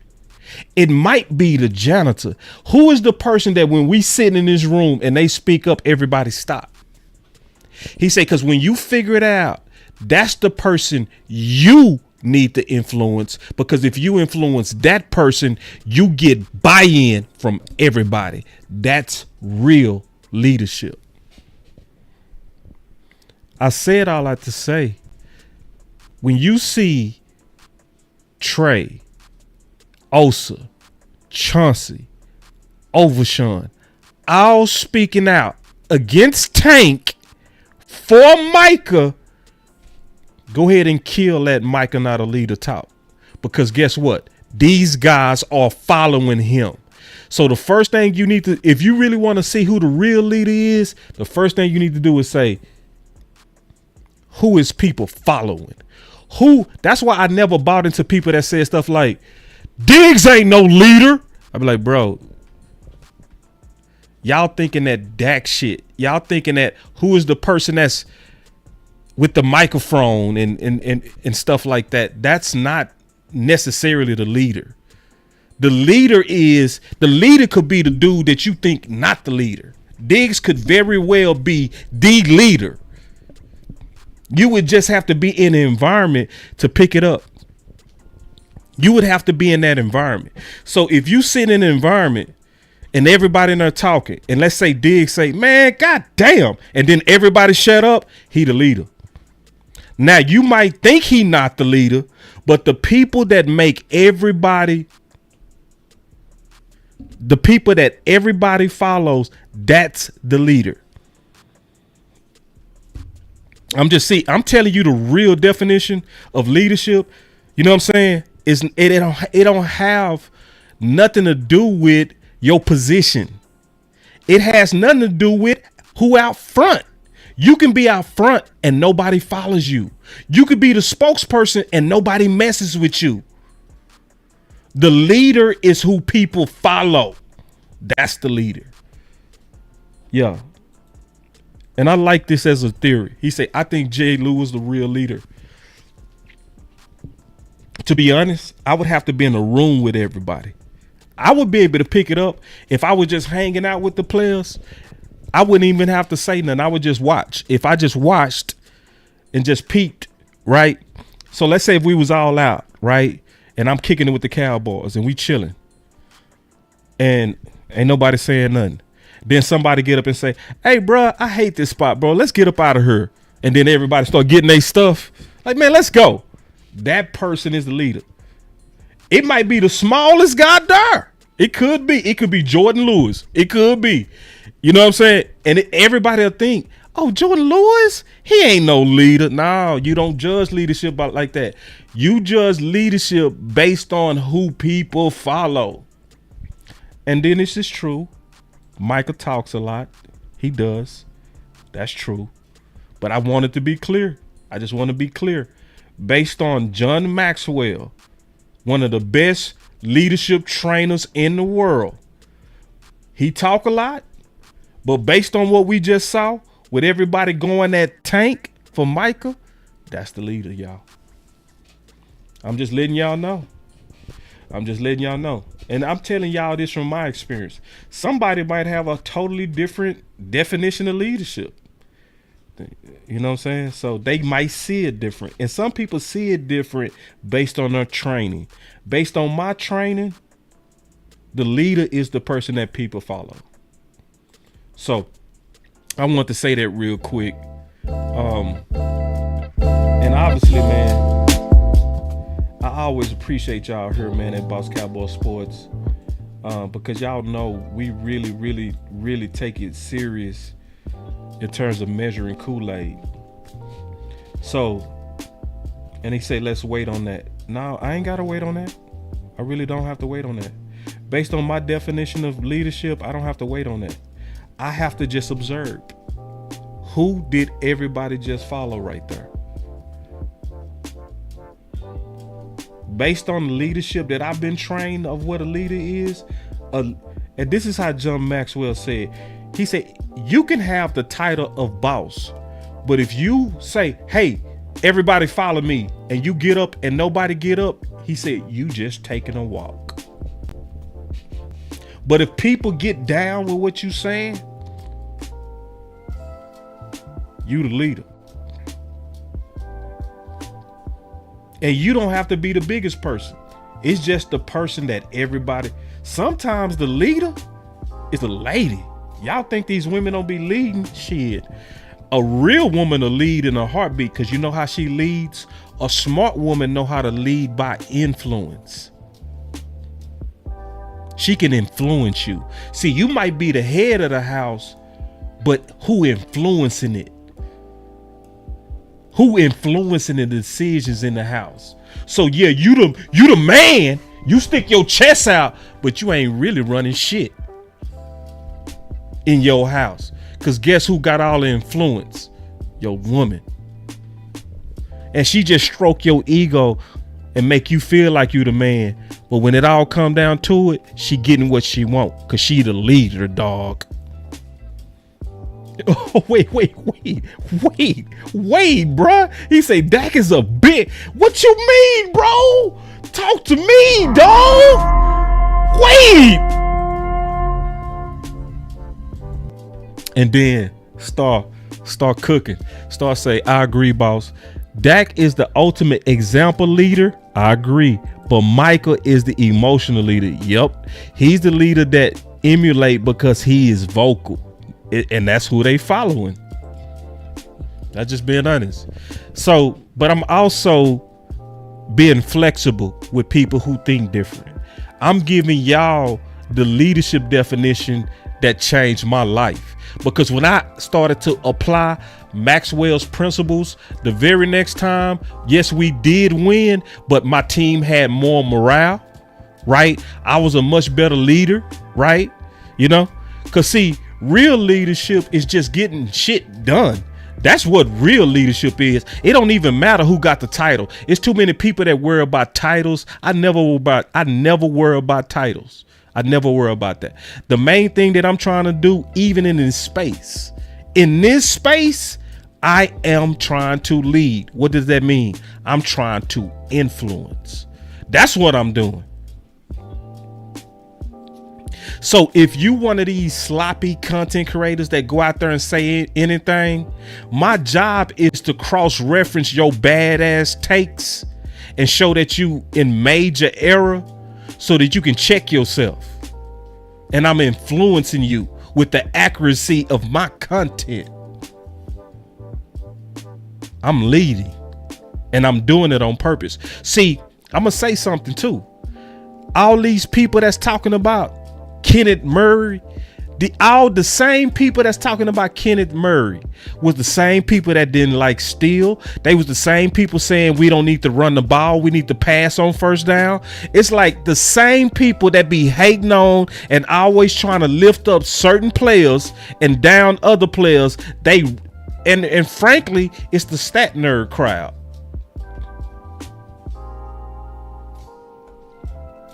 Yeah. And then my boy say, leaders don't talk reckless. Yes, they do.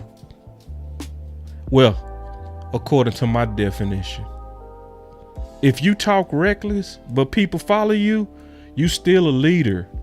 See, I think we got this picture in our head that you got to be kind of pristine to be a leader. You got to say the right things always. That's not true. No. It's who follows. If you got a lot of people following you, you're a leader. It don't even matter if you a righteous leader or do the right things. Yeah. Gary, you said it best, bro. And I live like this, Gary. A leader isn't a title. Man. Nope. It ain't got nothing to do with a title. It's about influence. Yeah. And see, I like what you're saying, Star. And this is real. And a lot of people don't see this, Star.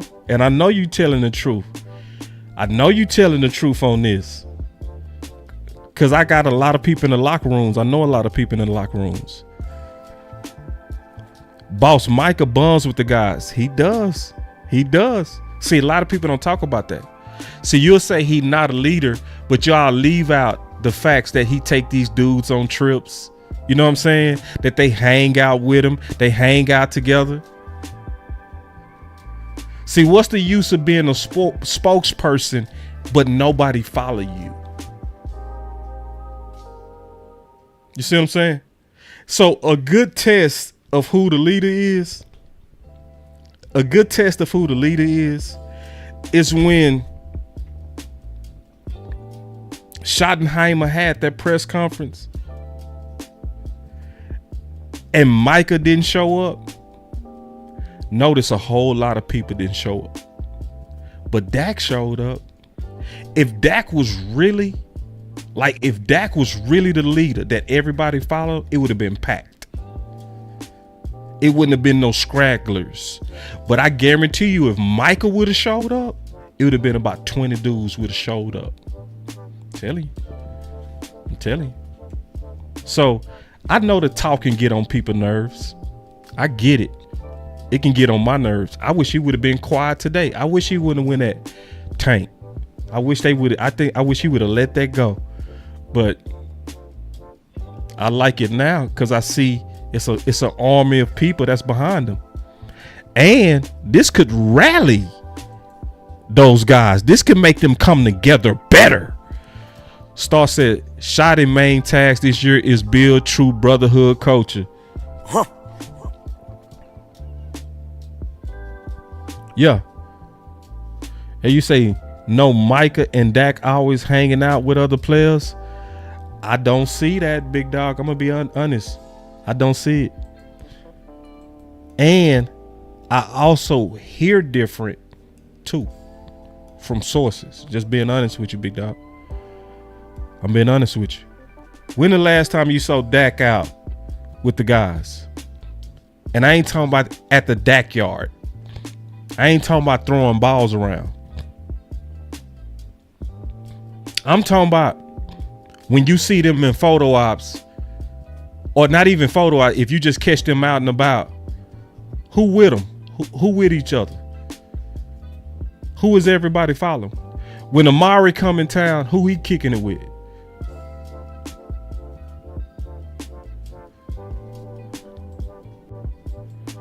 Yeah, you say he hosts. Yeah. But see, that's what I said. I ain't talking about like working out and stuff like that. And, nah, I'm talking about who is everybody getting behind. Like, so like, for instance, man, I had people say this to me. It's like, boss, you can make a call. A whole lot of people just go show up.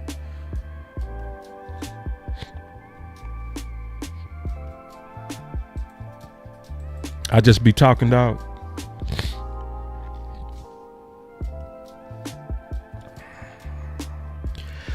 What would old boss do to somebody who just came in a chat and talk fly? What would old boss do? You know what old boss do? Old boss would shoot him.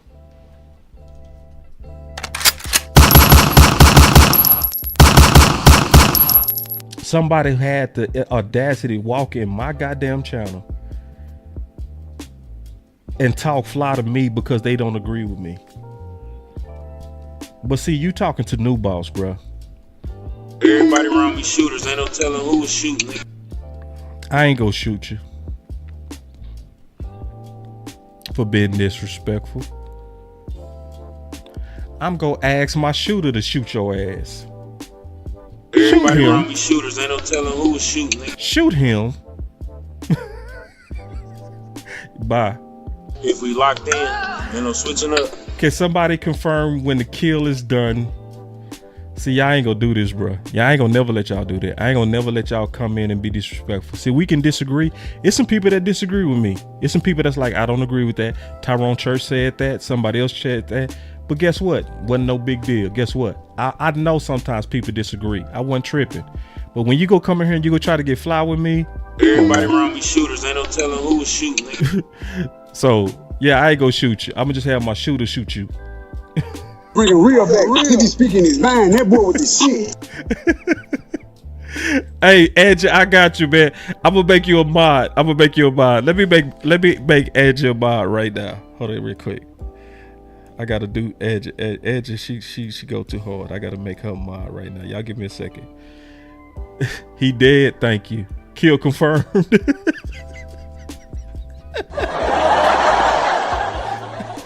Oh man. Yeah.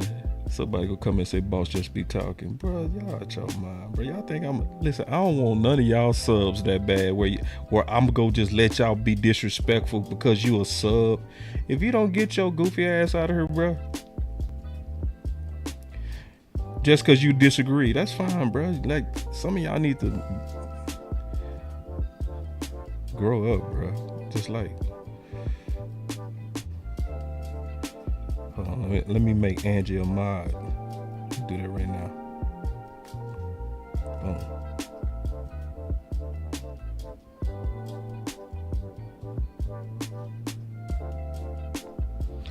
All right, y'all clap it up, man. We have officially made Angie the mod. I had to do that. She go too hard. Yeah, man.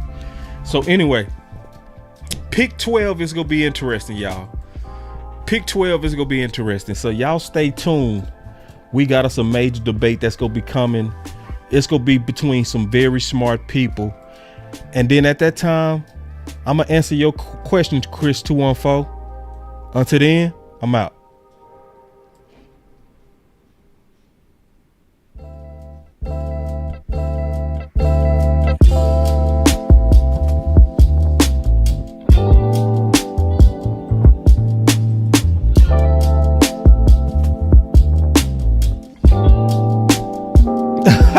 Yeah, Special K.